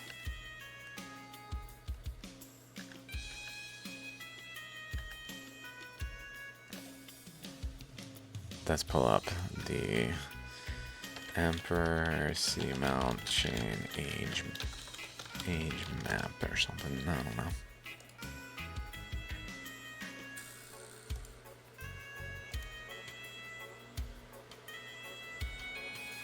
Coco is the one at the base that of interest. So what I'm basically saying here is that there is a sphere, as I mentioned, rolling this way, that then deflects at a later point and goes over here, related to pressures, because as it's rolling, it's applying pressures into Southeast Asia, particularly here. And at the bend, it erupts energy in the bend of the largest caldera on Earth, and the bend happens by just the pressures of resistance over here, where it just can't take it anymore and pushes the sphere that's shoving energy into this region, like this kind of thing, ultimately. And it pushes it away with the currents that are generally going across it. But as it does this, as it's rolling through here, there's cross currents that are generally going through this way, through here, across this way, and up, and just across, essentially related to this yellow current, but at a previous time before it, like, the path got changed, so it went more down this way. It was more so going across and into an interactive position where it flowed across here, in a band though, like of a width similar to like that. That was flowing across here, and as it did that,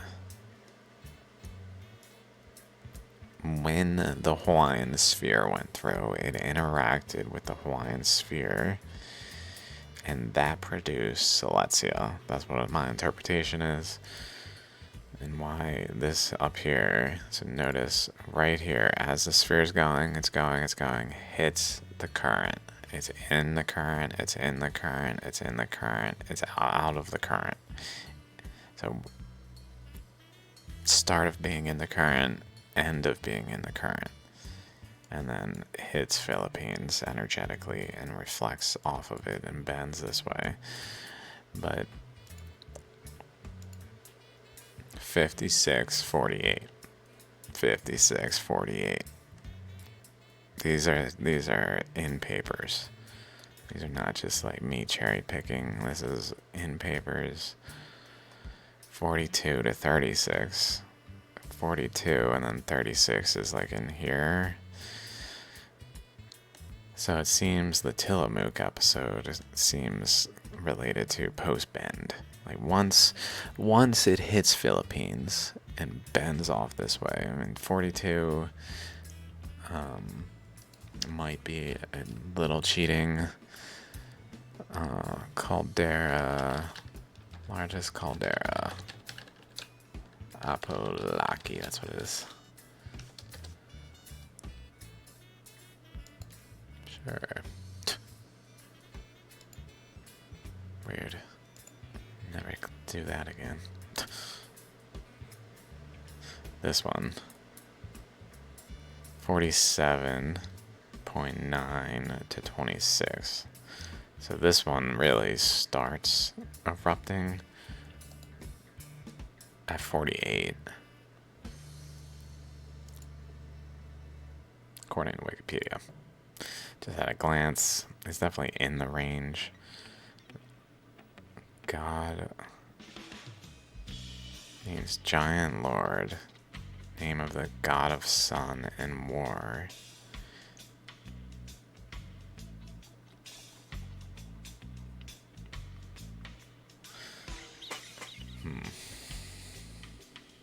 Anyway. So there's that. And then I said,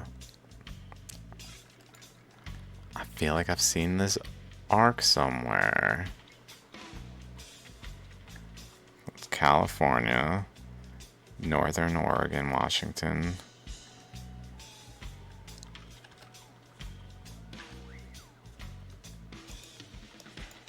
If I just kind of follow over, like this fracture zone goes to there. So, like, this region is this arc thing called the Columbia Embayment. I don't know much about except its name and that it's proposed to have been there, but it's literally in the stretch in which this is. Damn, we're almost at 2 hours. That's the problem with summarizing stuff. I didn't really get through, and even like this. Did I do? I did this one at least. Okay. Did this one in its entirety. Okay. Just gotta keep them open so I can link them. Okay. So then Ray Wells describing how Silesia attached to North America while Yakutat was driven northward.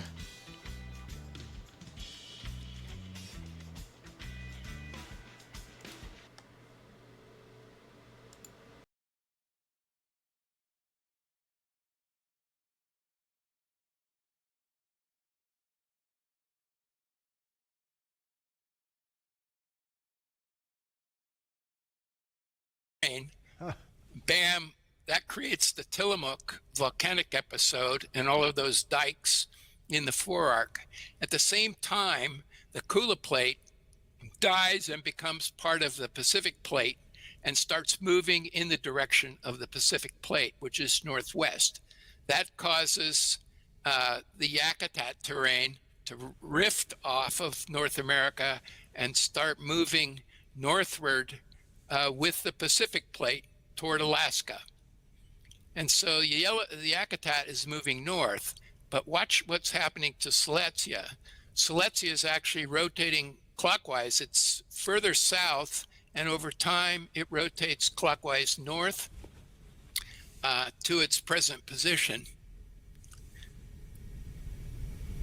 Like right there. Yeah. And so it's rotated north off the hotspot track. Mm-hmm. And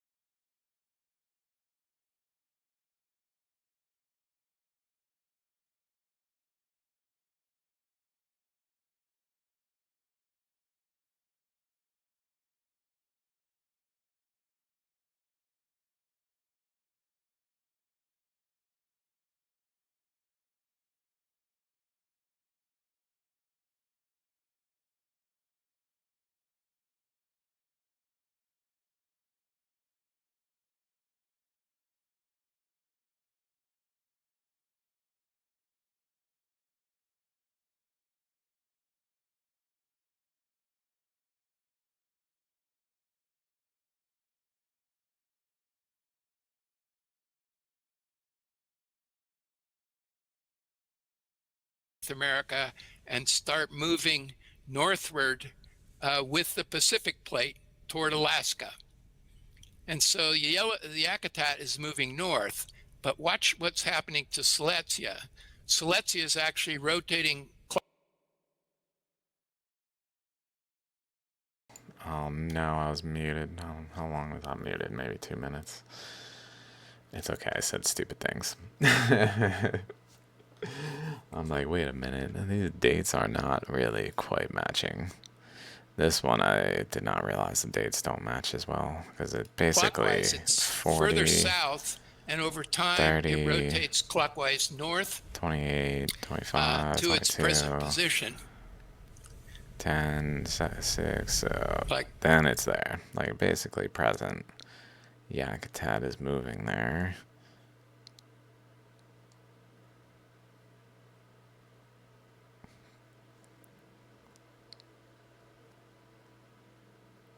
Which did not quite align with this timing, but I have been coming across this weird aspect where maybe things are like overlaying one another, so that like this thing happens and then up in the layers something else happens at a different time, but it's really just like staggered effect in the same like stack of layers, or some kind of relationship is there, where like when this dextral slip offset of 1700 kilometers between 67 and 40 million years ago, whatever this is really drawing from may still be related, even though it's not quite the same time frame. Even if it just be like a kick off the energy, and then the energy kind of propagated through to Yakutat somehow. Unsure now that I realized that that discrepancy is there. I thought this was really fitting. That's like the first discrepancy of something that I was like paralleling. That was a major reason I believe that this paper has merit, because as we go on, I looked for citations. I was like, okay, this paper seems really important. What is going on here? Are people not accounting for this? Did they not come across this? What is happening with this paper? So I try to look for citations, basically.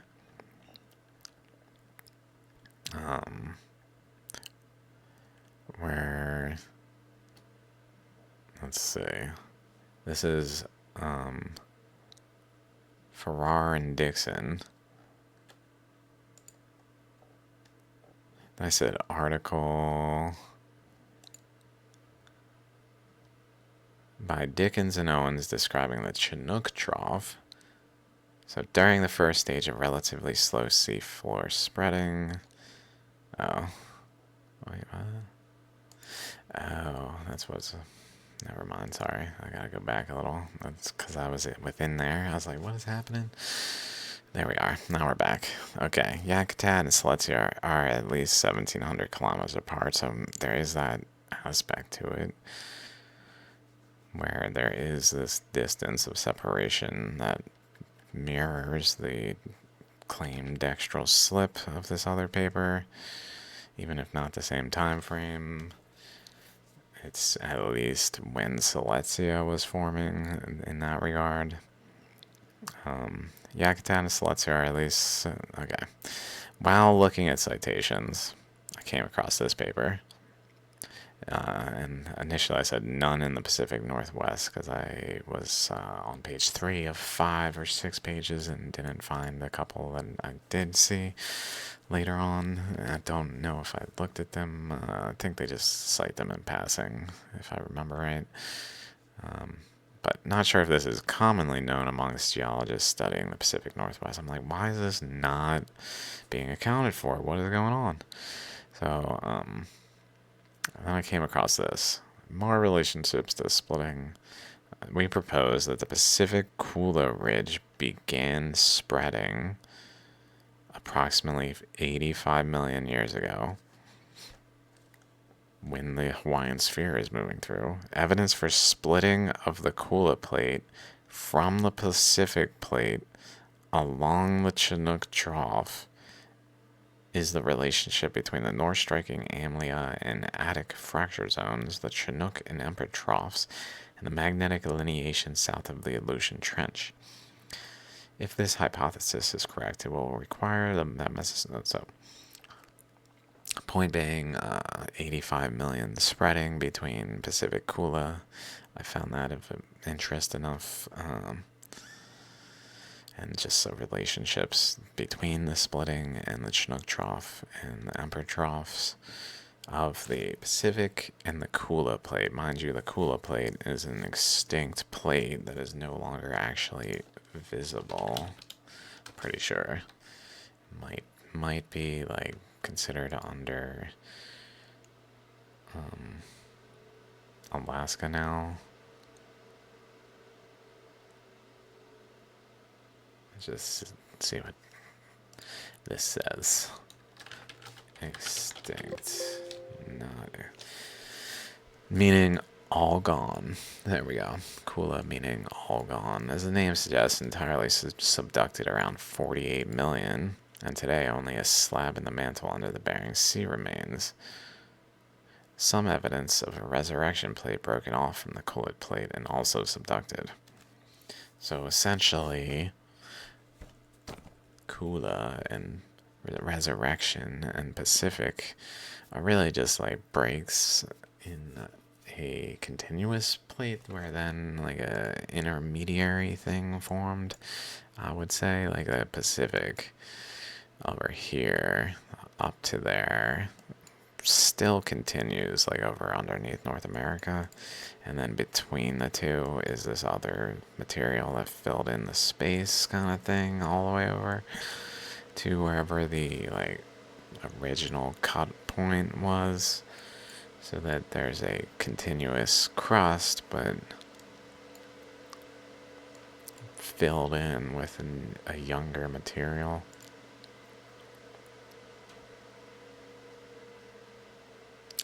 Here's one that at least discusses North America. Okay, it's Farrar, and so the only thing they mention about Farrar and Dixon propose the northeast-southwest trending boundary.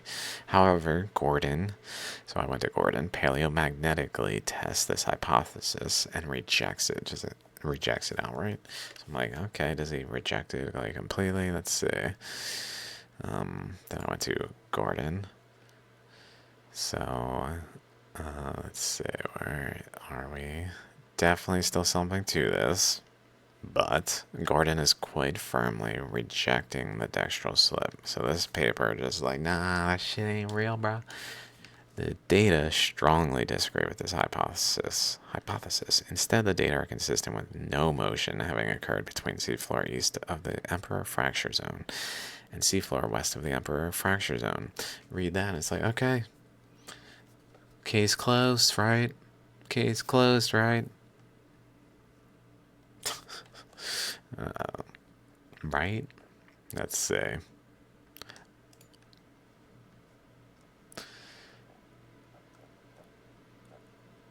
Gordon says, one prediction of Farrar and Dixon's hypothesis that the seafloor west of the Emperor fracture zone has moved northward relative to the seafloor east of the Emperor fracture zone can be readily tested with paleomagnetic data.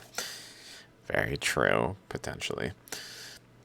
Thus, this raises the possibility, although I say potentially because nuance, this raises the possibility that there was an intermediary region that is in the north and hides this dextral slip. So essentially, I'm like, well, maybe like the resurrection plate went up there, Kula plate went up north. Like maybe they got shoved out of the way, while essentially to the left, to the right, didn't really move, and then between like showed the dextral slip, although that would be not dextral slip for the Emperor side, so it may be more complex where it's even like a looping current. It's not just going up and looping and going back in a way that then opens a space, and then in that space, some intermediary thing that is more sideways happening than like hides, essentially something hiding the details so that like people just wrote it off completely. This paper just writes it off completely. Like the nothing to it whatsoever. There's nothing to it. That's basically what they're getting at. And like it really like I can almost sense the like certainty of the author, but then I'm like, it's one person. I know what happens when one person's researching. They make a lot of mistakes. Like, sure, they can get to answers. This dude's onto something. I'm not disagreeing with that. He's definitely making valid points. But there's issues that I'm like, what about this? For instance, the two sets of North hypothesis implies that the two sets of North Pacific magnetic bites were originally aligned but were subsequently offset by motion along the Emperor fracture zone. Many prominent bathymetric features such as Chinook Trough, Molokai fracture zone, these fracture zones, mid-Pacific mountains have been truncated at the Emperor fracture zone, which they have not. The early tertiary plate velocities along the circum-Pacific margin were very different from the early tertiary velocities implied by alternative relative motion models. One prediction of the hypothesis that the seafloor west of the Emperor fracture zone has moved northward relative to the seafloor east of the fracture zone can be readily tested with paleomagnetic data. Farrar and Dixon considered some of the paleomagnetic data available. So that's the first sign that's like, okay, hold up. Something's up here. They considered some of the data. So some of the data seems to at least suggest there's something going on here. Paleomagnetically, not just by like appearance alone. So like there's something going on here, and then concluded that the data support their model. But then although late Cretaceous paleomagnetic data from the Pacific plate are sparse, so there is a lacking of this data, much more data exists than were analyzed by Farrar and Dixon. Valid point. Therefore, in the analysis presented here, all available paleomagnetic data were used to test their hypothesis. No, it wasn't. No, it was not. There's all. It didn't say all available paleomagnetic data of the region in question only were used. They said all, which includes all. See the problem? If you don't see the problem, then you probably talk in approximations. And I mean, I do too. I'm not saying I don't, but like, I'm aware of the issue of approximations. All is an approximation. And to use it in a scientific sense is really implies that like more has been done than really has been done, which is a concern. So like when I see that, I'm like, okay, hold up. First of all, you did not analyze all. You analyzed what you felt was relevant, and felt based on the data, the conclusion. Pardon me, Richard Gordon or whatever his first name is. Pardon me, buddy. But concluded that the data does not support, these data strongly disagree with their model. Instead, the data are consistent with no motion, not even like less motion, none. No, zero, okay? Okay. And then kept going. method, poles were calculated for distinct portions of the Pacific Plate, both east and west of the Emperor Fracture Zone, for each of 3 time intervals, 65 to 70 across the KT boundary, approximately 80 and approximately 90. An exception was the 65 to 70 data west of the Emperor Fracture Zone, for which no useful pole could be determined. I thought that was interesting. Across the KT boundary, no less, in this region of highly suspect what the fuck happened here kind of questions, just so happens to be this weird, anomalously difficult to determine a useful pole region between that time frame of the actual KT boundary, which is when the Earth fractured, like broke apart. All the continents holding on. KT boundary break apart. It was it. That was the breaking point of the retaining energy that was preventing expansion at the KT boundary. Expansion could freely flow much more easily, and then water could drain into the oceans, and the process could stabilize. And here we are today. So assuming that 1,700 kilometers of slip has occurred, they're basically comparing the data in an assumption that no slip and an assumption of the slip.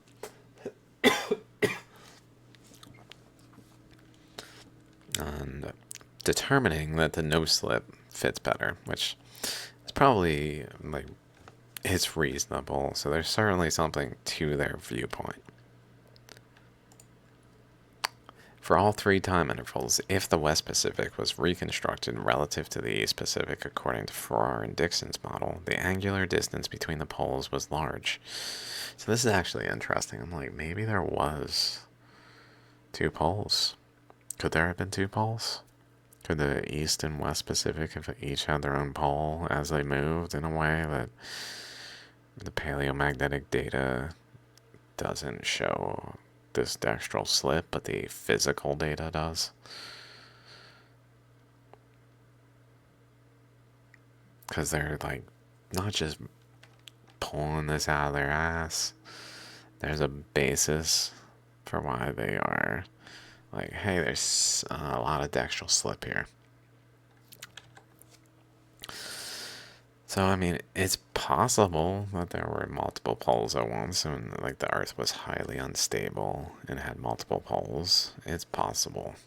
I'm not saying it happened, but like we can't just say, well, because the data indicates that there was one pole in this other way where there is no slip. It doesn't inherently mean that that has to be the truth, and it can't be something else where there's 2 poles with slip that actually manifested. I mean, possible, because that's how like the slip is being determined by paleomagnetic data, is based on where it like shows that it was relative to the pole.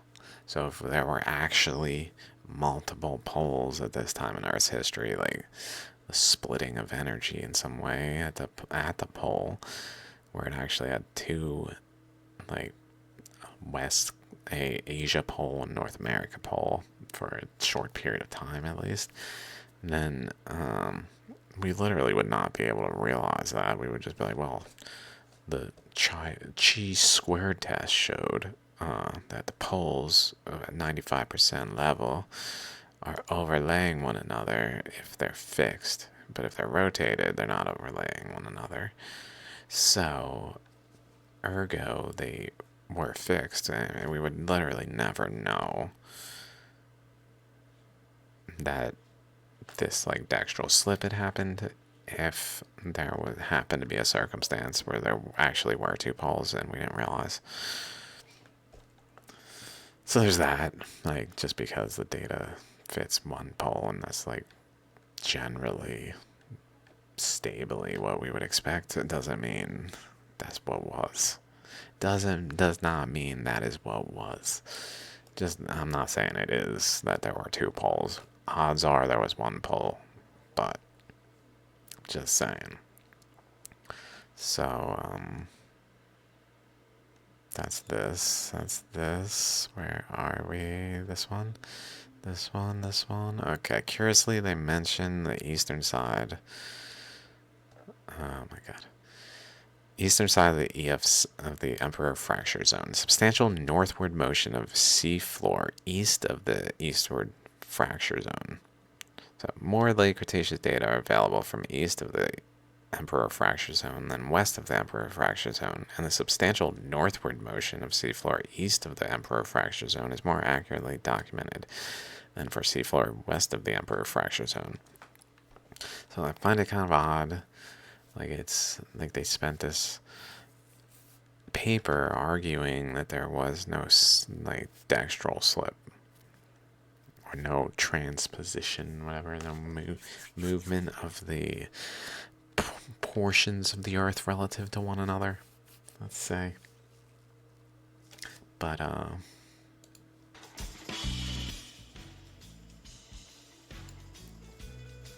then they just like close the final statement that there was some motion. But kind of odd, like, so you guys are cool that there was motion, but there wasn't motion for you. Anyway, then I went to the Dixon. I was like, well, maybe this paper is cited and has refutals, like a rebuttal to it. And Dixon admittedly kind of concedes because he had a point. I mean, it's valid. He had a point, but I don't think Dixon's like, it could have been two poles. No, he's just like, it seems you had a point. So let's see what he said. In the same vein, I searched for the paper, citations of the paper, and found John Dixon, who was one of the authors of the first paper. So then, using primary data to reconstruct plate motions from fracture zone trends in late Cretaceous seafloor spreading magnetic anomalies allows formulation of a reasonable sequence of events that accounts for all the geological features of that region, especially the Emperor and Chinook troughs. The primary event in our reconstruction is the subduction of the old Northwest Pacific Triple Junction. New relative plate motions imposed by formation of convergent plate boundaries along both the Northern Pacific and Farallon plates caused the Farallon plate to crack. This subdivision occurred 82 million years ago when Hawaii started to move through, and resulted in the formation of the Kula and Chinook plates, which really just cut the plate under North America, that is the Pacific plate, from the Western Pacific, cut it and opened a gap for the Kula and Chinook plates and Resurrection plate to all form in that space, and then the Eastern Pacific to later push it out of the way and be the Pacific plate. And even though it's like not the same as the Western Pacific, it's like part of it, so we associate it with it like by calling it the Pacific plate. But there's all these complexities involved where the Pacific plate, as we know it, is really like also under North America, and all this stuff between is kind of an after fact formation to it, attached like subsequently to a core, almost more so than like the same. So it's almost like not the Pacific anymore. The Eastern Pacific should really be differentiated. Anything east of the Chinook Emperor Fracture, this Emperor Fracture Zone, anything east of the Emperor Fracture Zone should not be part of the true Pacific plate, which is like the core. Chinook plate was bounded on the north by Chinook Kula Ridge, western arm of Great Magnetic Bight, whatever that is. I'm trying to look for it. Might be in the paper in an image. On the west by the southern Emperor Trough. a slowly spreading rift valley. On the south by the Mendocino Transform and on the east by the Chinook-Farallon Ridge, the northern Emperor Trough formed the initial western boundary of the Kula Plate. So this cut between the western Pacific and the plate under North America, so as to like break off the western Pacific, which was under North America in part, slid away, and in between, from 82 to 50 million years ago, this configuration was stable until the sphere reached the current flows to interact in a more pronounced way, perhaps. The Chinook plate expanded, so I don't know if that's at 50 or during this time, I'm not sure. With the subduction of this ridge, the Chinook plate adhered to the Pacific plate, and the Pacific Farallon Ridge became the north-south trending feature reflected by anomalies 22 and younger. This reconstruction obviates the awkward late Cretaceous shifting of triple junctions found in other proposed histories and provides reasonable explanations for the several structural features of the region. These two plates apparently were independent units between 105 and 50 million years ago. I guess northern and southern portions of the Farallon plate.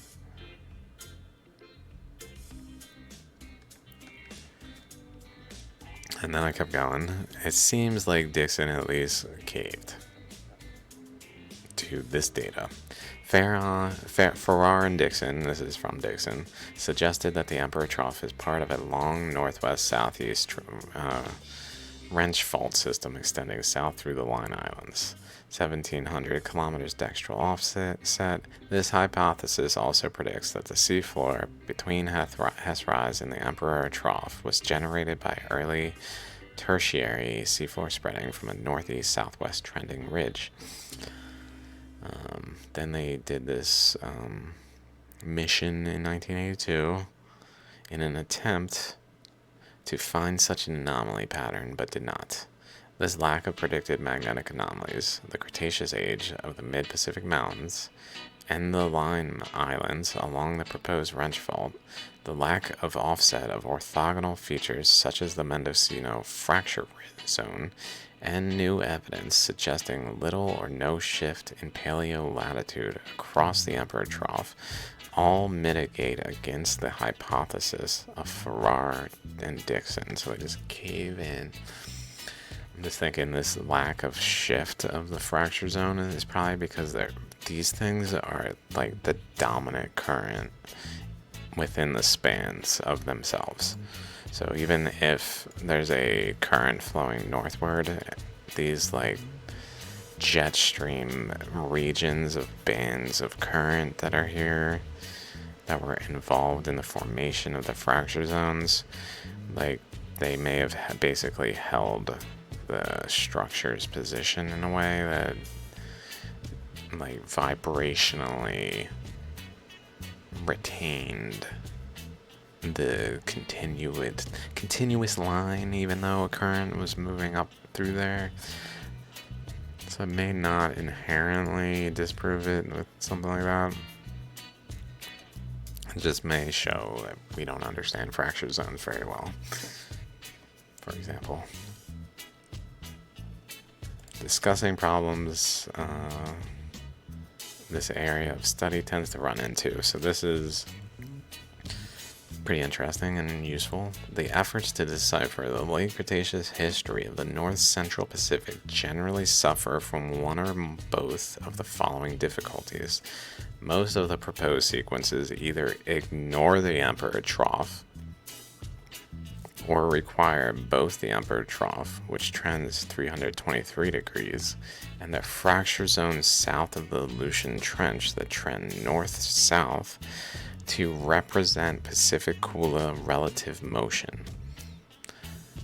The second problem, and one that may have resulted in various misinterpretations, is that the standard compilations of bathymetric and magnetic anomaly data used by marine geologists contain a few inaccuracies. For example, the Chinook Trough is not a continuous feature, as presumed by Woods and Davies, but is a series of 6 east-west trending features arranged in an en echelon pattern, and thus bears no resemblance to the fracture zones that were formed along the Pacific Farallon plate boundary. But what that does do is gives us a doorway into comparison. 6 east-west trending features arranged on echelon, approximately parallel formation in an oblique angle.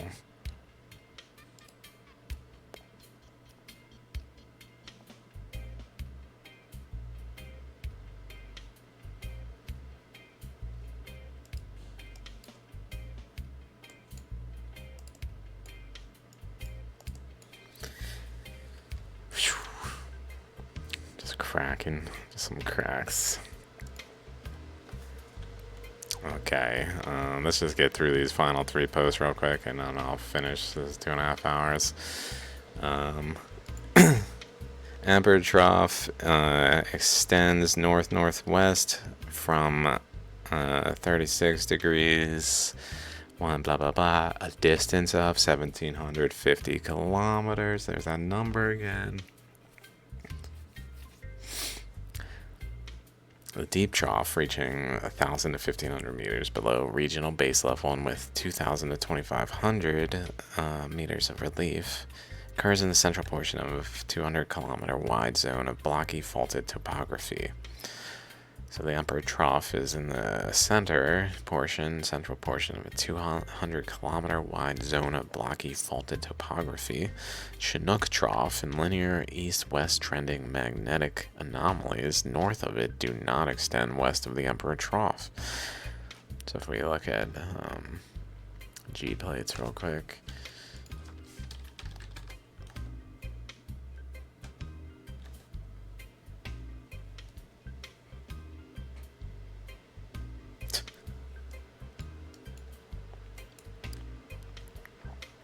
Emperor Trough, and then we got do not extend west of the trough.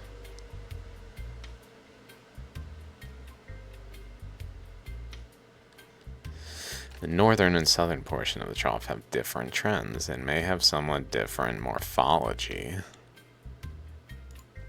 So like this region may have a different morphology to this region.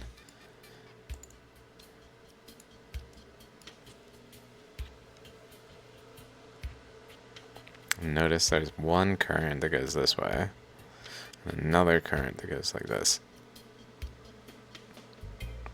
So that we actually have 2 waves, and between it, again, is when Silesia was forming in that time frame.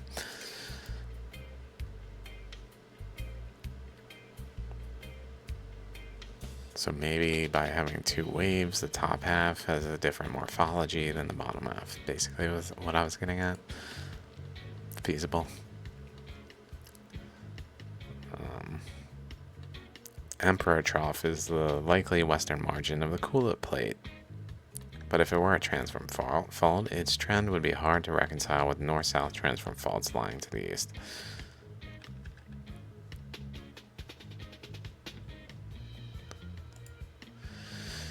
Then I put this side notes. The Chinook Trough aligns with the boundary of Shatsky Rise, as if there's a relationship.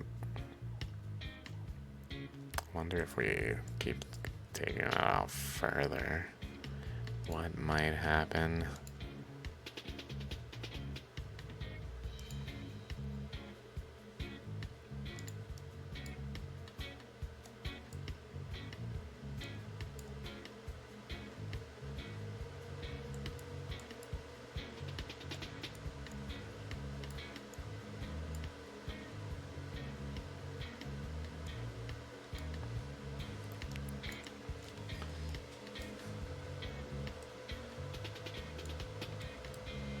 mean, it generally goes to this boundary, really.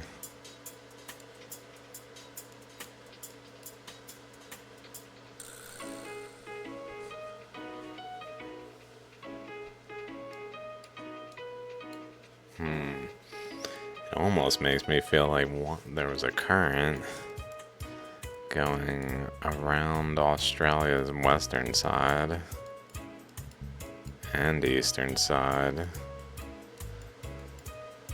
involved in like the eastern one going up this way, along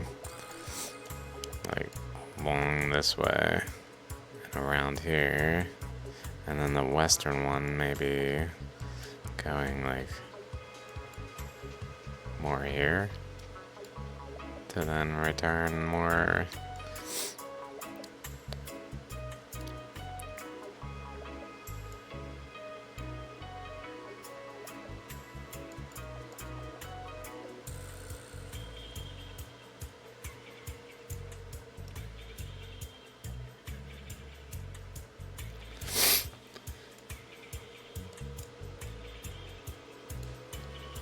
Let's keep going.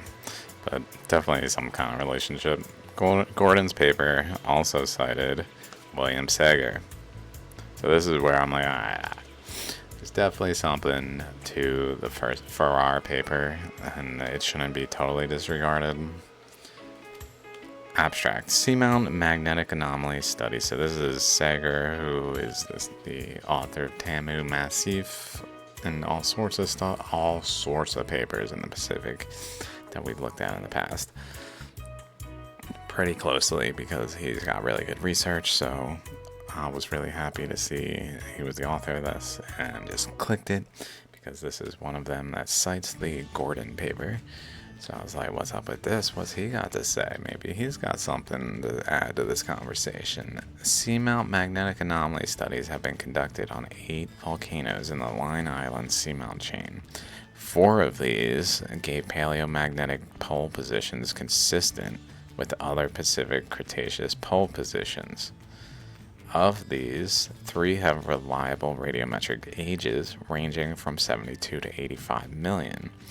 The remaining 4 seamounts gave geomagnetic poles that agree with other Eocene, early Oligocene Pacific paleomagnetic data, and 1 has a reliable radiometric age of 39 million.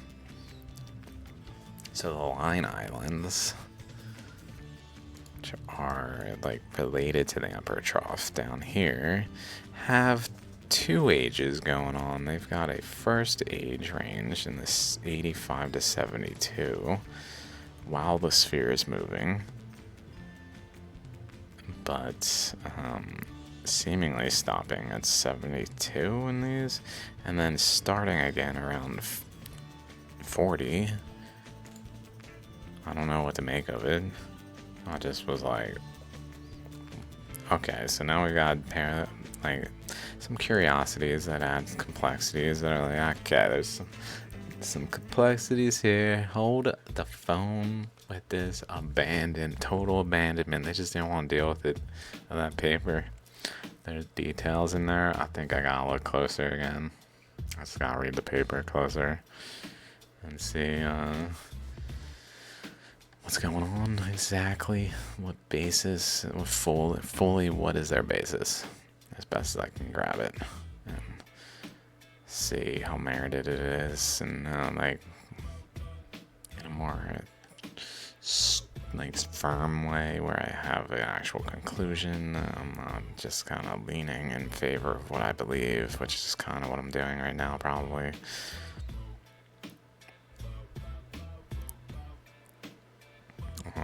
All the apparently Eocene volcanoes occurred in the central Line Islands between 8 degrees north and 3 degrees south. So like here, 8 to 3 in this range.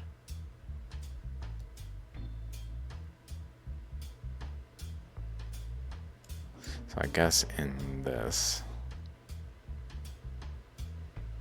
is where Eocene stuff is in the Line Islands, apparently. Which points over to it almost looks like as the Earth expanded, it did it again, whereas forming another boundary system like this, but this time out here.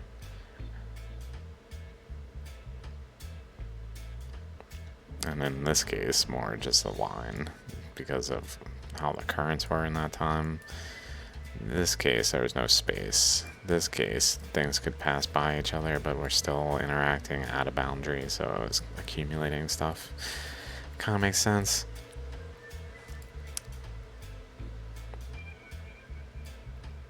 Must have been some kind of boundary then.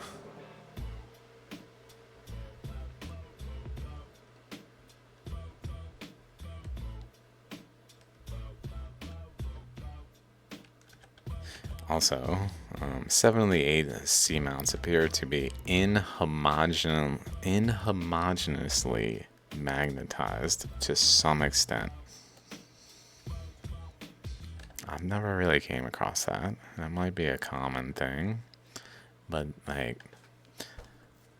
so there could be samples from these other papers that are not really all. Remember, he said all. And then you just conclusively said, this paper that I don't agree with, wrong. Just outright wrong. Like, totally. It's the difference between, like, actually having the evidence of a paper accounted for and like my research. The difference in society, like a scientist, like they look at a paper and they absorb the information, or they don't. It doesn't matter if it's right or wrong. Like if it's wrong, then what's wrong about it? Everything? Literally everything? Because that's not usually the case. There's usually something in it of merit enough, even if it's just like a restating of something of merit. Like, sure, maybe everything else is just like utter trash. I guess that's possible, but usually there's something of merit. Whereas, like, how the expanding Earth is treated is as if there's no merit, so none of it matters. Nothing they say matters, including the evidence that is put forth, and that's when it's a problem. So the paper we looked at rejecting the first paper's dextral offset seemed to be of the nature where it would be inclined to just say, ignore that paper entirely. This paper that I have here disproves that paper, so you can just utterly ignore it because we've established now there was no offset. So just don't worry about it. It's not relevant, kind of thing. But like inhomogeneously magnetized, I don't know if they mentioned that. I mean, I didn't look that close, but I would say they didn't mention it. Almost as if they didn't look at all the magnetism that was relevant. Which again, like when they say all and then they conclusively speak, it's like, hold up, bro. It just got all the red flags I would expect. Let's look at this. Introduction from this paper here by Sager. The Line Islands chain is one of the longest linear features on the Pacific Plate, yet its origin and significance to the tectonic history of the Pacific remains obscure. Winter suggested that many of the Line Islands' edifices were formed by volcanism resulting from an abandoned spreading center left behind by an eastward jump of the Pacific Farallon Ridge during the late Cretaceous.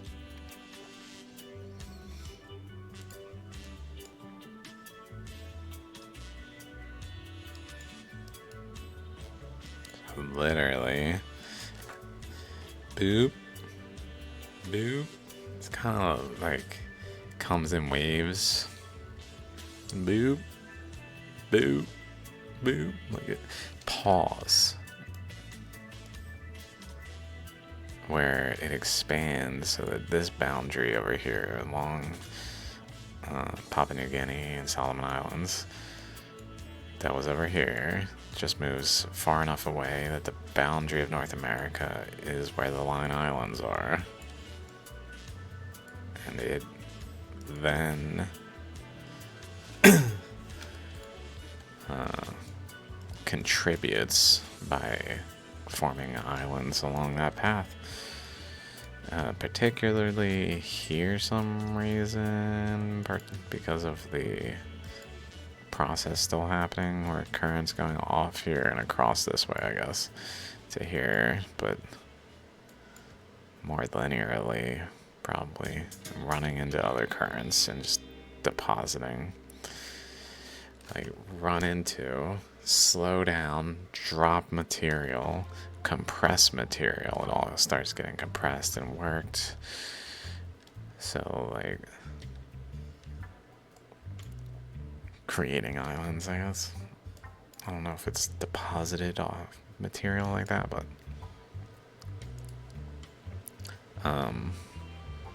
let's keep going. The free air gravity field over the Line Islands appears to give some credence to this hypothesis of this abrupt eastward jumping of the Pacific Farallon Ridge.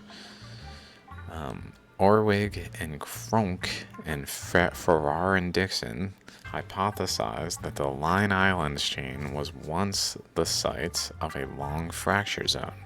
Orwig and Cronk proposed that the offset along the Line Islands was sinistral to the left, whereas Farrar and Dixon hypothesized it was dextral to the right. So there's not only is there one paper proposing dextral offset, there's another paper oddly proposing the exact opposite kind of offset, which really shows how complex the location is.